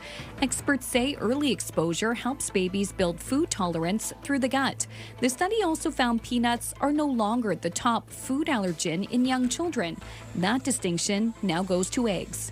Weight loss changes more than just the number on the scale. It reshapes what your body is made of, including lean muscle and fat. New research published in the American Journal of Clinical Nutrition found that 20 to 30% of rapid weight loss is typically lean body mass. Experts warn that losing muscle mass can slow your metabolism, reduce strength, and make it more challenging to keep the weight off in the long term. Older folks, people who are less active, and those with low protein in their diet are at the highest risk. Experts say build muscle with strength training 3 times a week and aim for 150 minutes of cardio that fits your fitness level. Add more protein into your diet from healthy sources like fish, eggs, Greek yogurt, cottage cheese, nuts, and seeds. Finally, people who have trouble going should put kiwi fruit on their plate. A recent report in a medical journal on human nutrition says eating 2 or 3 kiwi fruits per day can make a difference with constipation. Researchers say roughly 10 to 20% of people suffer from a form of constipation, which can be caused by stress, lack of exercise, and low fiber intake. If kiwi fruit isn't an option, other foods that can help include prunes, rye bread, yogurt, and oranges.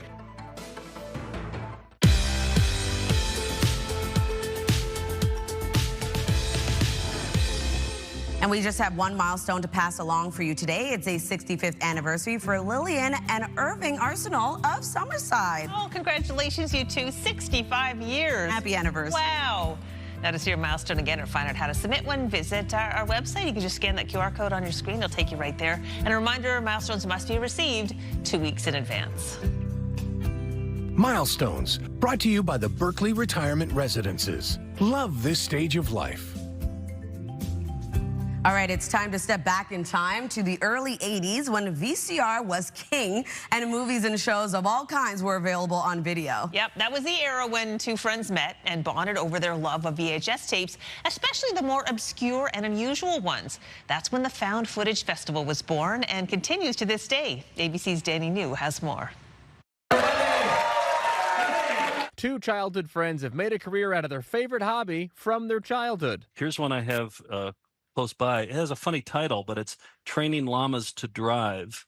Since they were growing up in Wisconsin, Joe and Nick here have spent the past 40 years collecting thousands of the most random VHS tapes you can find. On a Friday night, Joe and I would go in parents' basements and have friends over and watch these videos and developed a running commentary of jokes along with them. In their adult years, they have called it the Found Footage Festival. Oh, the Stanley Cup has invaded Earth. And unlike their heroes at Mystery Science Theater 3000, Joe and Nick do not focus primarily on movies. Circle, stand up. Circle, stand up. They instead like to showcase exercise videos. Start spreading the news. Tapes of local cable access shows. And that is a severe blow. Training videos. Now rotate hips in one direction. And even more exercise videos. It's just a bottomless pit. Now with a collection of more than 14,000 tapes, Joe and Nick host weekly VCR parties on their YouTube channel. The Public Access Montage! And they tour all over the country hosting comedy shows to enjoy this nostalgia with an audience. There's something even more magical now that it's like this group experience of looking back at the VHS era and laughing. Good Thursday morning, everyone. It's January 13th. Thanks for joining us. With their large following online, Joe and Nick say they are sent videos from their followers all the time. And at this point, they feel like they are not just laughing at the past. There isn't like an organization devoted to saving the types of videos we do. We're kind of it. Yes, they are preserving the past. And if you'd like to see it in person, Found Footage Fest is currently on tour with their next few stops this weekend coming in Georgia and Tennessee. In New York, for ABC News, I'm Danny New. The best thing I've seen all day. We need to bring that over here. All right, taking a look at our 3-day forecast. We are going to start off the day in New Brunswick with mainly cloudy skies, seeing showers at times heavy with a risk of thunderstorms moving in late this afternoon for parts of the province, a high of 13. 15 degrees on Thursday, seeing clouds clear out, leaving sunshine. We do have showers arriving yet again into the evening. And then on Friday, sunny skies across the province with a high of 14. Nova Scotia will start off the day with a mix of sun and clouds, seeing showers arrive to the southwestern region, at times heavy with a risk of thunderstorms into the afternoon. 18 degrees on Thursday, mainly sunny skies. We're going to see showers at times heavy for Cape Breton Island, eastern Nova Scotia. And then on Friday, 15 degrees starting off your day as your daytime highs. Sunny skies starting off your day. That's what I meant to say. Scattered showers expected for mainland Nova Scotia. For Prince Edward Island, a high of 17 degrees on Wednesday, a mix of sun and cloud with evening showers. On Thursday, a high of 16. Lots of sunshine with evening showers across the island. And then on Friday, scattered showers with a high of 15.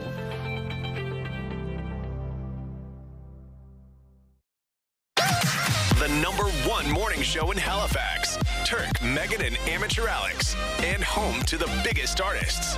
Halifax's #1 hit music station. 101.3 Virgin Radio.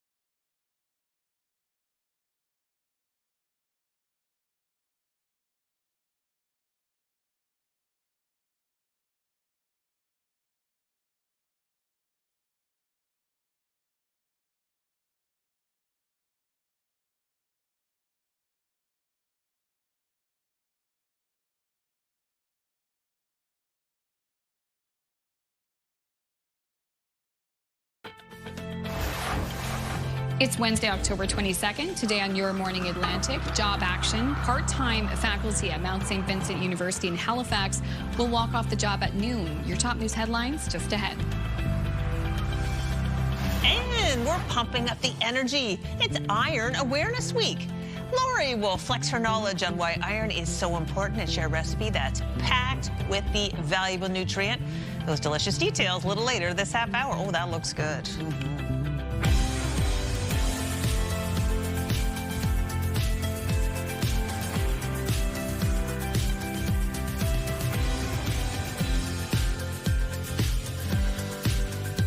Hey, good morning. It is 8 o'clock on your Wednesday. Still a lot more to come on the show, including Lori Barker-Jackman talking about the power of iron. Iron. Oh my gosh. Yep. You need that stuff. Keeps you, well, it's basically essential for our blood cells. Yeah. Yeah. And that's why you're tired a lot when your iron is low. So many women suffer from low iron. I was like, is that why I'm tired? Yeah, it's very true, actually. A lot of women do. So many. Yeah, for some reason. Yeah, it's just often important to get your iron checked. But in any case, Laura's going to talk about how beef can help us pump up our iron. Beef! Beef it up. We're still on a high from that found footage festival. Oh my gosh, we're laughing and laughing. It was so funny. I was looking at it too, and it was making me think about like the news bloopers that we've had here. Over the years. So good. Yeah, some of them publish online, some not. Start spreading the news. That was so good. I'm sweating thinking about how funny that is. All right. Okay, well, a reminder, we want to hear from you, actually. Yeah, if you were looking at those VHS tapes, or even the thought of VHS tapes being kind of extinct, and you're like, oh, that makes me feel old, we want to know about it. That is the Move Morning Chat. What made you suddenly realize you're getting old? No judgment here. 10400 is the number you can send us a text to, and we'll share your answers later in the show. Sometimes people say, oh, I can tell it's going to rain. I feel it in my bones. Oh, my goodness, that's me. Like my elbows hurting, my wrists, my knees. It's going to rain. That's how I give you guys the forecast, actually. Exactly. Based on your knees. Okay, it's all based on the knees. What are the knees saying today? Rain is coming. Okay. That's what they're telling me.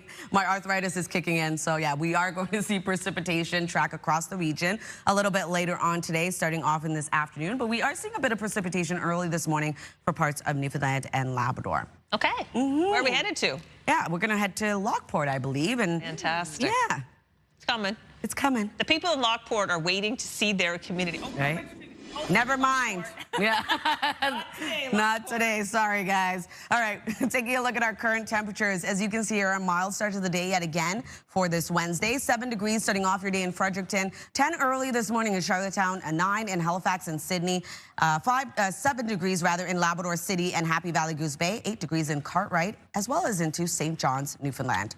Over to our satellite and radar. So as I mentioned, a bit of precipitation early this morning, a chance of showers for Labrador. Also seeing a chance of some spotty showers moving in for parts of Newfoundland. Early this morning, we will be seeing some clearing, leaving a mainly cloudy skies for your area. And then into the Maritime region, we do have sunshine starting off in the forecast early this morning, but also going to see some showers, at times heavy, with a risk of thunderstorms move into the late afternoon for parts of New Brunswick and Nova Scotia. Pretty light winds to start off the day for all three maritime provinces. Will pick up into the afternoon. As of right now, though, 17 kilometers per hour in Moncton, 15 into St. John, New Brunswick and Grand Manan, 13 kilometers per hour in Grand Etang, with 11 in Halifax and Yarmouth. No wind gusts to note at this time. We'll have another look at your long-range forecast, but first a look at your local news headlines with Amanda. Thank you, Latavia. More than 150 part-time faculty at Mount St. Vincent University in Halifax will walk off the job at noon today. The union representing part-time teaching staff say talks broke down last night over pay, benefits, and job security. Members say they're struggling to make ends meet and claim the university won't discuss health benefits and pension plans unless instructors accept first the current offer on wages. MSVU says the campus will remain open, but classes taught by part-time staff will be canceled. Police in Fredericton are asking anyone with information on a homicide Monday to contact them or Crime Stoppers. Human remains were discovered on the city's north side Monday afternoon. Police have identified the victim as Montana Solomon. They're investigating her death as a homicide. Police not saying much, but do say they believe this case is an isolated incident and they're not concerned with public safety. No arrests have been made. An autopsy is pending. And in St. John, police say they're looking for more suspects as part of a homicide investigation in that city. One arrest has already been made. On Monday, October 20th, 2025, at approximately 4 p.m., as a result of this ongoing investigation, the St. John Police Major Crime Unit and our St. John Police Street Crime Integrated Enforcement Unit arrested a 36-year-old male suspect inside a business on University Avenue. The accused, Kieran Lopez, appeared in court yesterday and remains in custody. He's been charged with first-degree murder, possession of a firearm while prohibited, and breach of a probation order. Police identified Monday's victim as 41-year-old John Robert Bashera. He was taken to hospital with a gunshot wound and was later pronounced dead. Police also asking people with security cameras along Foster Thurston Drive Monday morning to check their footage as police investigate a collision they believe is connected to the homicide investigation. In Prince Edward Island, police in Summerside are asking for help as they investigate a fatal motorcycle crash Tuesday morning. The single vehicle crash was reported at 1 a.m. at the intersection of Water Street and Heather Moyse Drive. The 23-year-old driver was taken to hospital where he died. Police are asking anyone who may have information to contact them. Nova Scotia's premier has shuffled his cabinet with some big changes, including making himself the Minister of Energy. Tim Houston replaces Trevor Boudreau, while Scott Armstrong takes over for Becky Druhan as Attorney General and Justice Minister. Kim Maslin assumes the Natural Resources portfolio, replacing Tory Rushton. Houston said the changes are part of his plan to make Nova Scotia an energy superpower and drive long-term economic growth. A swearing-in ceremony was held Tuesday afternoon. Media were not invited. At the New Brunswick legislature, a balanced budget seems to be off the table for the Susan Holt government. We do know where we are in terms of our financial position, and that's why we're telling New Brunswickers that there are tough decisions coming. It reads to me as if they really didn't want to put anything in there that was going to cost any money because we're likely facing an austerity budget. There's a whole lot of things that they could have chosen to do differently to ensure that they lived up to their promise to balance the budget, and they never did it. They can't just blame the Americans. The Holt government delivered its second speech from the throne yesterday, promising a number of changes in 2026, mostly around healthcare and the cost of living, as well as navigating the future of trade. 10 more collaborative care clinics will be added next year with the goal of increasing the number of New Brunswickers who have access to a primary care provider from 77% to 81%. Finally, Toronto Blue Jays fans still riding high and looking forward to Friday after Monday night's big win. Back goes Arozarena. She's gone! Took one swing of the bat in the 7th inning from veteran George Springer, sending the Jays to the World Series for the first time since '93. They'll be taking on the LA Dodgers in the Fall Classic. Fans across the country watch that stunning moment unfold, including big fans here in the Maritimes. I don't know. I was checking the ticket prices. We're at $2,000 to $4,000 a ticket. So, Sharon, are you watching? Oh, I've been waiting another 30 years for this to happen. It'd be just the greatest thing ever if they could pull this off. Back goes Game 1 of the World Series kicks off in Toronto Friday night at 9 p.m. Atlantic. And coming up at 8:30, we'll be speaking with CTV's Scott Hurst about those ticket prices, the availability, and also the scams. Oh, yeah. To watch out for. Be careful out there, people. Yeah. Okay. Blue Jays fans in Barrington, Nova Scotia got an unexpected visit from the team's mascot yesterday. Well, not quite, but very close. Next best thing.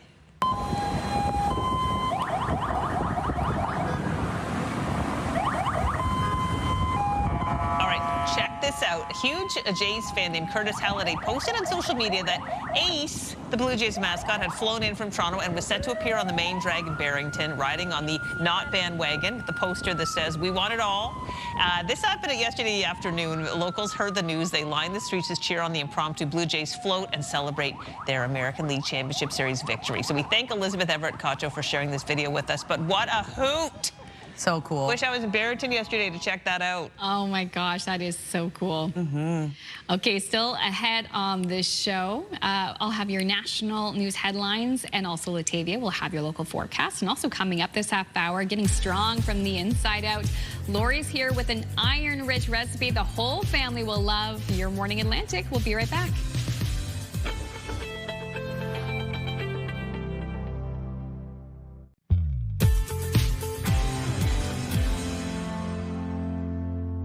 Beautiful sunshine starting off your day in Lockport. Welcome back. The time now is 8:13. 7 degrees starting off your day. You will be seeing sunshine throughout your day today before showers arrive into the evening.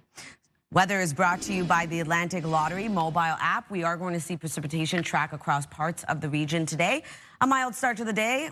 7 degrees in Fredericton with 11 in Charlottetown, 10 degrees in both Halifax and Sydney, 7 degrees in Labrador City with 8 degrees over in St. John's. Over to our forecast timeline, we do have some precipitation early this morning, a chance of showers for parts of Labrador as well as into parts of Newfoundland. And then into the Maritime region, we will be seeing some sunshine early this morning for parts of all 3 Maritime provinces before our low starts to move in into the afternoon. For Western New Brunswick, bringing showers at times heavy, as well as for the southwestern region of Nova Scotia with the risk of thunderstorms. And then into the evening, we will be seeing this low track east, starting to spread across the Maritime region, bringing wet weather for all 3 Maritime provinces, taking us into early Thursday morning. We'll start to see clearing, but still seeing precipitation sticking around. For our forecast today, for our rainfall outlook, we're going to see those totals start to increase from now until early Thursday morning. The heaviest being 10 to 20 millimeters of additional precipitation for parts of New Brunswick, as well as into Yarmouth. Only around 2 to 5 millimeters for parts of both Newfoundland and Labrador. For our forecast today for New Brunswick, daytime highs will range from 12 to 17 degrees, mainly cloudy skies with some sunny breaks early this morning, and then showers arriving for the western region of the province with the risk of thunderstorms, showers at times heavy expected.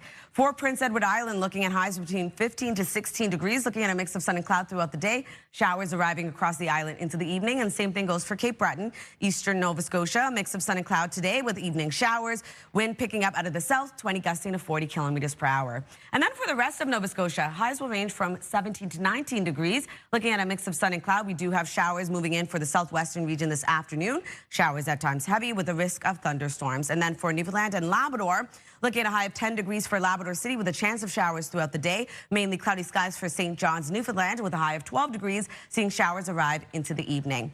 For our forecast on Thursday, we're going to see above seasonal daytime highs yet again. Precipitation will track across parts of Atlantic Canada, also seeing some sunshine for the Maritime region. And then into Friday's forecast, early into Friday morning, we will be seeing some showers remain for Cape Breton, eastern Nova Scotia, and for the most part, seeing lots of sunshine for Friday's forecast. That's a look at your weather forecast. We'll throw things over to Amanda for your national and international news headlines. Thank you, Latavia. In a rare move, Prime Minister Mark Carney will address the country in prime time tonight on Canada's plan to build a stronger economy. You know, one of our core elements of our strategy is diversifying trade. That's why we're going to Asia. You saw the Indonesian trade deal. We're in talks with ASEAN, which is a group of countries that I'm meeting with in Kuala Lumpur, and then more broadly at APEC, including with China. Carney confirms there's a possibility for a new sectoral tariff deal with the United States by the end of the month, but is cautioning against being overly optimistic. Carney and his cabinet have been in ongoing discussions with U.S. President Donald Trump and his administration for months Carney has also signaled that it is highly unlikely any country will come away from talks with the U.S. with an entirely tariff-free deal. Instead, Canada is hoping to secure deals on specific sectors, including steel, aluminum, copper, autos, and lumber. Carney will speak at 8:30 p.m. Atlantic time. Rising grocery prices are one of the main culprits of climbing inflation. The high costs remain a pain point for many Canadians. CTV's Kathy Lee has details on which staples are driving the spike and how people are dealing with it. The aroma of fresh brews mingles with the tension of the rising cost of this commodity. Johanna Schwartz has had to slightly increase the price of a cup, but will hold it steady for now. It's really important that we stay accessible. So if that means that we have to take a bit of a bite on that for a while, we will. Coffee, just one of the items driving up grocery price inflation, according to Stats Canada. Beef is the other. Supply shortages for both and high demand are driving up the price. We've seen beef go up in year over year over 10%. Coffee has gone up more than 20% in the past year. StatsCan also shows Canadians are paying 4% more year over year last month for groceries. The jump mainly due to the high cost of fresh vegetables, sugar, and candy. Some of those costs that you're experiencing in the current StatsCan had been impacted by retaliatory tariffs that the Canadian government had put in place. The lingering impact painful for many. Usually I set a budget of like $250 and that only gets me like a week. Schwartz also feeling the struggle, personally and as a business owner. It's a daily grind, but she'll do what she can to keep the coffee flowing. It's not much how much, but how long. How long can we handle the absorption, right? So I would say for us, we would have to probably sit for around maybe 3 or 4 months. Experts say the lingering effects of the retaliatory tariffs will eventually subside and ease food price inflation in the near future. As for beef, it's expected that it will take a couple of years for those prices to fall. Kathy Lee, CTV News, Calgary. Finally, overseas, the world's most visited museum has reopened. Extra security is on hand at the Louvre in Paris 3 days after thieves forced open a window and stole French crown jewels in a brazen daylight heist. The Apollo room where Sunday's theft occurred remains closed to visitors. No arrests have been announced, and the stolen jewels, worth the equivalent of $102 million US, remain missing. A quick break here on your Morning Atlantic. When we return, we'll be talking about the importance of iron in your diet with Lori Barker-Jackman. That's coming up.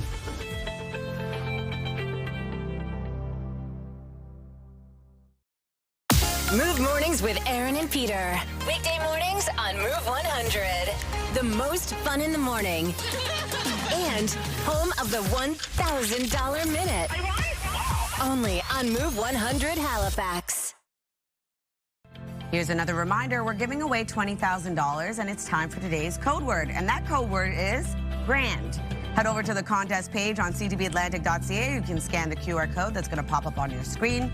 Enter in grand along with your information for a chance to win CTV Your Morning Atlantic's $20,000 giveaway. Make sure to watch us tomorrow for a brand new code word. Now we're going to throw things over to Crystal. Thanks, Atavia. It is now 8:23. And did you know we're just coming off World Iron Awareness Week? It's a time to highlight the mighty mineral that really matters. And here to show us a delicious way to get more iron is our partner and registered dietitian, Lori Barker-Jackman. Thank you so much for coming in, Lori. My pleasure. Love it. We love talking about iron. I was just chatting with you as we're heading into this segment. There's so much we don't realize that iron is needed for in our lives. It's so important. So first of all, new research is showing us that more Canadians are actually lower in iron than we thought. So really important to talk about this. And yeah, we need it for healthy growth, brain development, energy levels, and mental health. It's so important. Iron impacts our mental health? It does. Fascinating. Yeah. I heard that babies need iron. Babies need actually 40% more iron than a grown man. Are you serious? Yeah, so that's how important it is for brain development. Oh my goodness. So you know what, when we talk about who's most at risk here, we know that 1 in 4 women are low in iron and 1 in 14 girls are iron deficient. That's a lot of people. It is. At age 14, a girl's iron needs almost double. Okay. So it's a crucial time to think about this nutrient. How the heck do we get iron then? Okay, let's talk about that. So first, I want to tell you that we don't make iron in our bodies. We have to get it from food, okay? So our best sources we look at: beef, chicken, fish, right? We also get it from eggs, beans, lentils. Perfect. Remember, not all iron is created equal. Okay. So we've got heme iron from animal sources, and that's better absorbed than non-heme iron from plant sources. Perfect. Listen, there's lots to talk about. There's a new toolkit developed, a new brochure all about iron and teens' health and how to get more. It's free. It's for educators, parents, healthcare professionals, you name it. It's all at thinkbeef.ca. Thinkbeef.ca. Okay, we'll put that website on ours to make it easy for you to find. Yes. So you've made a recipe using beef, so that's an iron-rich recipe. This is an excellent source of iron, right? Which is a protected term, so this is awesome. It's a classic, it's a family favorite. And it's so simple. So classic stovetop sloppy joes. In my pan, I have my onion, I have my pack of mushrooms, and I have a pound of lean ground beef. Yum. And I've cooked that off for you, okay? Oh, that's good. We're gonna add to that some celery. So this is how we're elevating this a little bit. We're adding some more vegetables maybe than our traditional sloppy joe, right? I'm adding a green pepper. You can add whatever pepper you have at home. We're gonna give that a stir. You wanna do that, Crystal, for me? Yeah. Folding it in. You're folding it in, that's it. And then what we're gonna do, once it cooks down a little bit, we're gonna add a cup of tomato sauce, and I'm gonna pour that over for you. And we're going to add a third a cup of tomato paste. Ooh. Tomato paste, my friends, this is just cooked down tomatoes. It's all the work done for you. The flavor's insane. Yeah, and it deepens the flavor big time. It does, I also want to shout you out, Lori Barker-Jackman. Of all the chefs we have on the show and people who cook for us, you always measure things out the nicest. Oh, it's the truth. So we sweet. love it. Okay, this is already coming together nicely. Listen, my friends, this is it. You can add any type of spices you like. There's definitely some garlic in here, and then whatever your family loves. But you're ready to go. You're gonna put this on top of a bun, add some cheese, and it's delicious. I would literally double, triple batch this recipe. Yeah. Tomorrow night, let's put it on top of a potato. Oh my gosh. Or a salad, or in a taco. Yep. Right? So simple. Freeze it, pull it out, then you have a quick iron-rich meal on the go. You know what I'm saying? Like, it's over. Let's not order takeout. We'll just reheat that sloppy joe stuff we made. Okay, and this is it made? This is it. This beautiful. Is so easy. It's so easy, and I'm telling you, everyone's going to love it, and you're going to feel good about giving this because, again, we're going to meet our nutrient requirements. Okay, so they got the sloppy joe on a little bun, a little bit of cheese.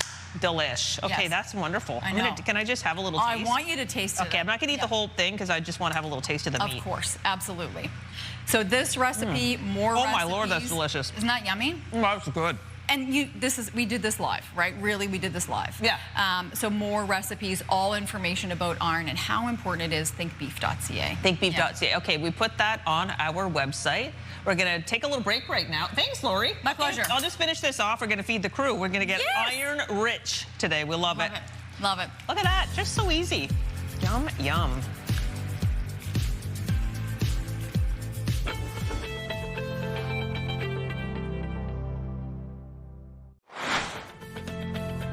Still to come this morning, Ask an Expert. Today we're focusing on home renovations and custom bathrooms with our partners at Ritchie's. We're asking an expert in about 15 minutes on Your Morning Atlantic.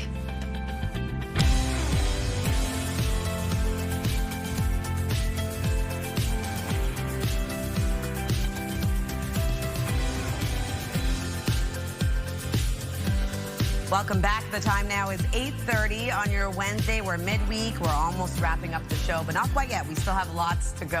Ooh, I got to visit Ritchie's.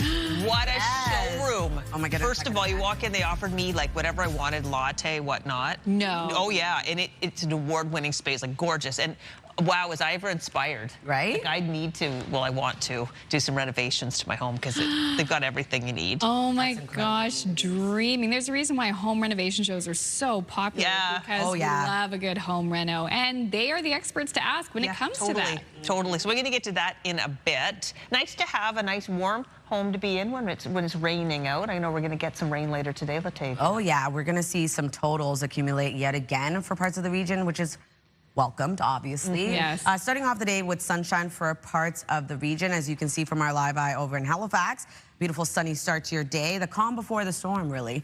10 degrees right now as you head outdoors in Halifax, and we are seeing a mild start to the day. Above seasonal daytime highs headed our way, so it's going to be another warm day ahead. But we do have precipitation tracking across parts of Atlantic Canada throughout the day today. 7 degrees as you head outdoors in Fredericton. 11 early this morning in Charlottetown with 10 degrees in Sydney. 7 over in Happy Valley Goose Bay with 9 degrees in Gander. 8 into St. John's. Over to our satellite and radar, we do have some precipitation early this morning for parts of both Newfoundland and Labrador, seeing a chance of showers early this morning. Also seeing sunny skies start off the day for much of the Maritime region, a bit cloudier starting off your day for parts of New Brunswick. And we do have a low that will make its way over to western New Brunswick as well as the southwestern region of Nova Scotia. Showers at times heavy into this afternoon. Light winds to start off your day for all 3 maritime provinces will become breezy into the afternoon, but as of right now, 19 kilometers per hour in St. John. 15 kilometers per hour starting off your day in Charlottetown with 11 into Grand Etang as well as into Edmundston and Grand Manan. No wind gusts to report at this time. We'll get around 50 kilometers per hour into the afternoon. I'll have one last look at your weather forecast coming up, but first, one last look at your local news headlines with Amanda. Thank you, Latavia. More than 150 part-time faculty at Mount St. Vincent University in Halifax will walk off the job at noon today. The union representing part-time teaching staff say talks broke down last night over pay, benefits, and job security. Members say they are struggling to make ends meet and claim the university won't discuss health benefits and pension plans unless instructors accept first the current offer on wages. MSVU says the campus will remain open, but classes taught by part-time staff will be canceled. In New Brunswick, police in Fredericton are asking anyone with information on a homicide Monday to contact them or Crime Stoppers. Human remains were discovered on the city's north side Monday afternoon. Police have identified the victim as Montana Solomon. They are investigating her death as a homicide. Police not saying much, but do say they believe this case is an isolated incident and they are not concerned with public safety. No arrests have been made. An autopsy is pending. In St. John, police there say they are looking for more suspects as part of a homicide investigation in that city. One arrest has already been made. On Monday, October 20th, 2025, at approximately 4 p.m., as a result of this ongoing investigation, the St. John Police Major Crime Unit and our St. John Police Street Crime Integrated Enforcement Unit arrested a 36-year-old male suspect inside a business on University Avenue. The accused, Kieran Lopez, appeared in court yesterday and remains in custody. He has been charged with first-degree murder, possession of a firearm while prohibited, and breach of a probation order. Police identified Monday's victim as 41-year-old John Robert Bashera. He was taken to hospital with a gunshot wound and was later pronounced dead. Police are asking people with security cameras along Foster Thurston Drive Monday morning to check their footage as police investigate a collision they believe is connected to the homicide investigation.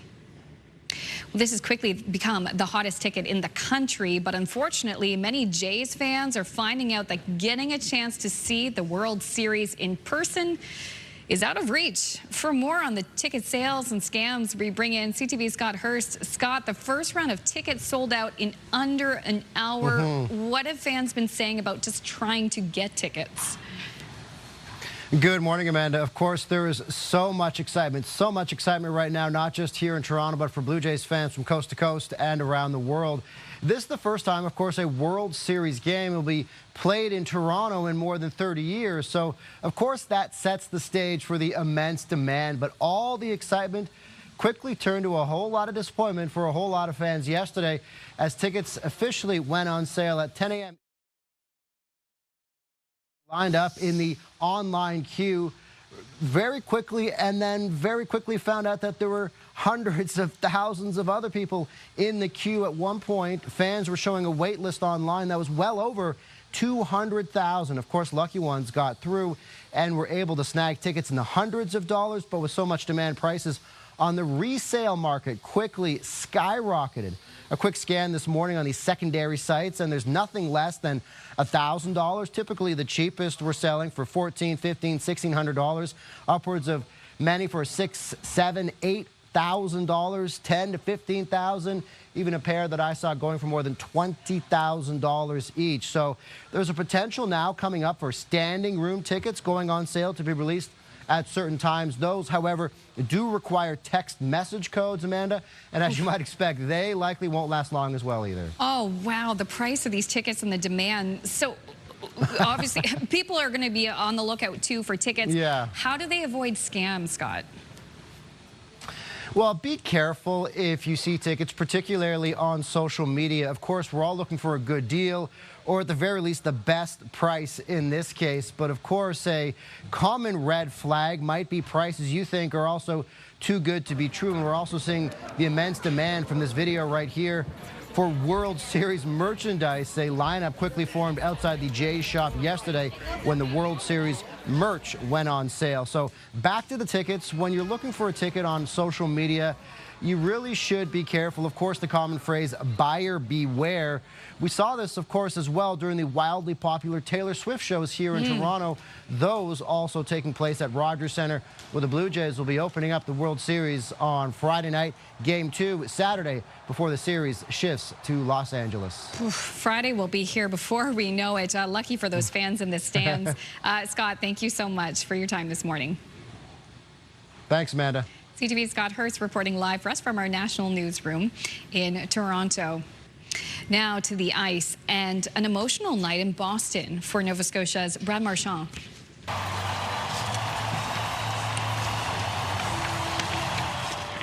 You can just hear the roar of the crowd there, that standing ovation. Marchand from Hammonds Plains, Nova Scotia, back in Boston, but he's not in a Bruins jersey. He is with the Florida Panthers, winner of the Stanley Cup from last season. You can see an emotional Marchand there last night, too. This was after the Bruins honored him with a video tribute and a long-standing ovation. This was his first game back in Boston last night.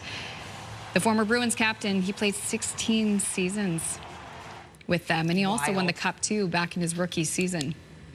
I know, what a night. What a tribute for him, too. Well right? deserved, yep. Yeah, emotional for everyone involved. I love that video. I could watch that all day.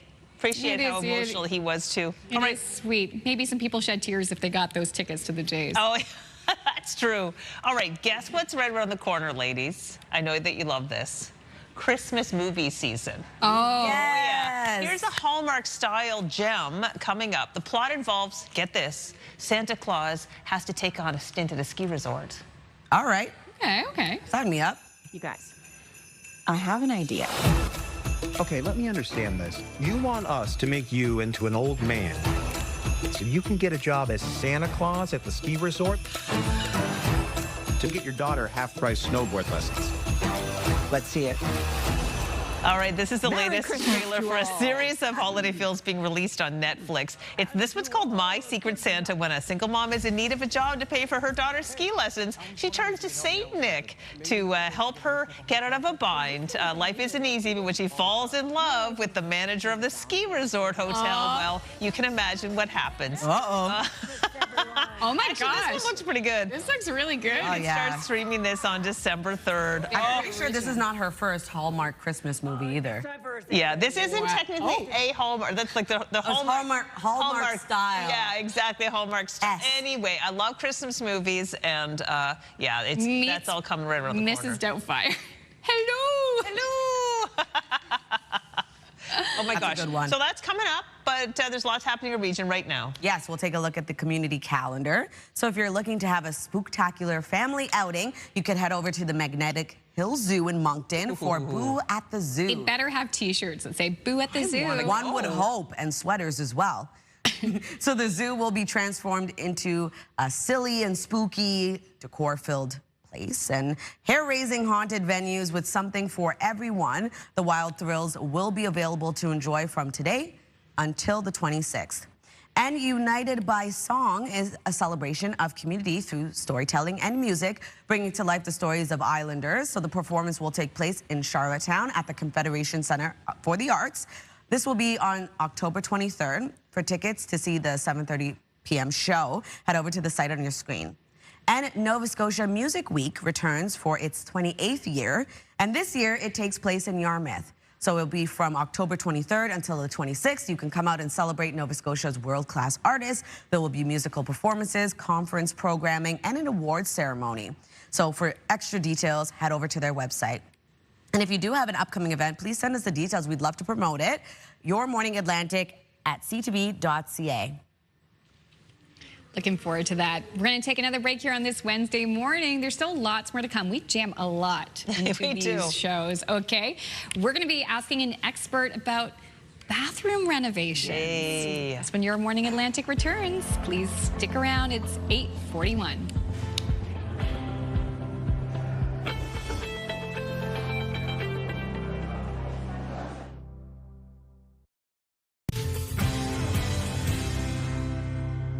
.11 degrees starting off your day over in Iona. Welcome back, Atlantic Canada. The time now is 8:44. Going to see mainly cloudy skies today. Some sunshine, though, remains in our forecast, and we do have precipitation on its way for much of the region. A mild start to the day yet again, so temperatures are going to warm up above seasonal daytime highs into this afternoon for much of Atlantic Canada. As of right now, 8 degrees for Fredericton as well as into Bathurst, 11 degrees starting off your day in Charlottetown with 10 in Halifax and Sydney, 7 degrees over in Labrador City as well as into Happy Valley Goose Bay with 9 degrees in Gander and 8 into St. John's, Newfoundland. We do have precipitation early this morning, a chance of showers expected for parts of Labrador and into Newfoundland. Some sunshine in our forecast as well for parts of all 3 maritime provinces, a bit cloudier starting off your day for New Brunswick. And then into the afternoon, we will be seeing a low track across western New Brunswick, as well as into the southwestern region of Nova Scotia. Showers at times heavy, paired with a risk of thunderstorms into this afternoon. And then this evening, we'll see this low move east, right across the maritime region. So showers at times heavy, with the risk of thunderstorms will continue into the evening. Carrying into early Thursday morning, that's when we start to see a bit more clearing. If you're wondering about precipitation totals, the heaviest from now until early Thursday morning is for parts of New Brunswick at around 10 to 20 millimeters of additional precipitation, as well as into Yarmouth, and only seeing around 2 to 5 millimeters of additional precipitation expected for both parts of Newfoundland and Labrador.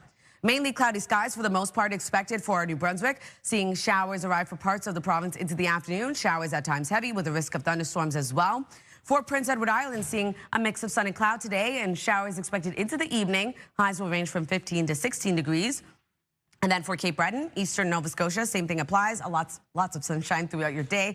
Daytime highs will range from 17 to 19 degrees, being the warmest in Truro and Antigonish, seeing showers into the evening. And then for the rest of Nova Scotia, highs between 17 to 19 degrees, a mix of sun and cloud. We do have showers at times heavy moving into the southwestern region this afternoon, paired with the risk of thunderstorms. And then for Newfoundland and Labrador, a high of 10 degrees over in Labrador City, a chance of showers throughout the day. 12 degrees for St. John's, looking at mainly cloudy skies starting off your day, and then seeing showers into the evening. For our forecast on Thursday, still seeing some wet weather persist for parts of Newfoundland and Labrador, seeing a chance of showers return for parts of New Brunswick. Other than that, seeing sunshine remain in our forecast. And then in our forecast for Friday, seeing showers for Cape Breton, eastern Nova Scotia early in the morning. That will clear out, leaving sunshine for much of the Maritimes. That's a look at your weather forecast. We'll throw things over to Crystal.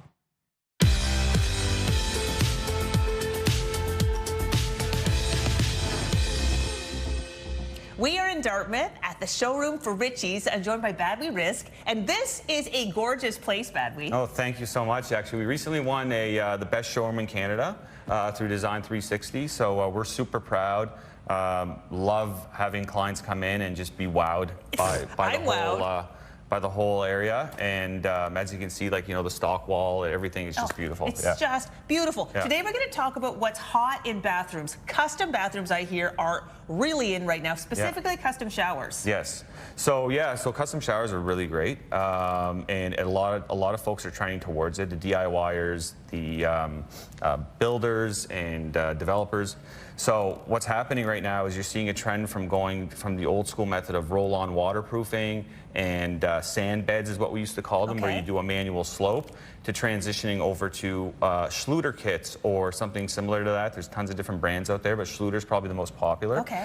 Where it's a prefabricated pan, which is pre-sloped, to what you need, so it's easy to just kind of just put your mortar down, put the pan in. It's saving you a ton of time. So it's way faster than it's ever been before to put in a custom shower. 100%. Say you're doing it, what are like the trends and the kind of the appearance of the shower? So depending on the size of the shower, it comes in various sizes. So right now you're seeing a lot of curb showers, which are tileable. So you have the pan, you got your drain, which is center, you could be offset, and then the kit also comes with like the prefabricated waterproofing, which makes it really quick, because as soon as you put it on, you can start tiling right away. You don't have to wait for it to dry like you would with the traditional method of rolling a waterproofing on. Oh, perfect. Yeah, I love when things move along quickly. Yes. All right, the tiles themselves, what are the trends in tiles? So right now we're trending towards bigger format, and so you're seeing a lot of the bigger tiles kind of transitioning from when you walk into the washroom all the way into the shower, and it's going right up the wall. So you have like these big slabs that are 24 by 48, and you're seeing them on the floor and walls. Ooh, that's like a hotel. Oh, it's absolutely beautiful. That sounds gorgeous. Yeah. Okay, I'm noticing these illuminated little, are they called a niche? Yes, a niche, so soapbox essentially. Yeah. Get it in various different sizes. So they used to have the standard one where you could just kind of manually make it yourself and then tile it in. But now they come prefabricated, and you can actually get them with lights built in, which kind of like gives you that little sense of I don't know, fancy. It's pretty fancy. I love it really makes it pop. Yes, right? definitely. It's a cut above for sure. Yeah. Okay, finally, the floor itself. Yeah. I guess in-floor heating is all the rage right now. Yeah, in-floor heating is great. Super cost-effective nowadays with the new system that we have. So we have, it's a Dieter heat mat that you have. It's coupling membranes, and then you just get the cables, and you're essentially just popping them in. And the nice thing about doing it that way is that you can pick the size you want, so you don't have to go under the vanities. You don't have to go under the toilet. You put it in the areas that you really want them to be in, and then you just put a skim coat of mortar over it, and then you just let it dry and then tile right over it. Well, I love the sound of everything you're saying, although I myself am quite inexperienced. So if I were to be a person at home who's like, I love what you're doing, but I don't know where to start, how do you start? So the great thing here at Ritchie's in Dartmouth is that you can just come in, see any of our sales associates. We can take you from point A to point B. The beautiful thing is that a lot of our sales associates are involved in have a background in install and in the sales side, so they can help you with everything and basically take you to the finish line, so you don't have to go hunting for an installer. Like, we have in-house installers, we have subcontractors, we guide you through the whole process. All right, and there are Ritchie's all over Atlantic Canada. Correct, and a flooring warehouse in Fredericton. Beautiful. So, all right, well, we put a link to the website on ours to make it easy for you to find. Babby, thanks for the tour of your showroom. Oh, thank you so much. Thank you for being here.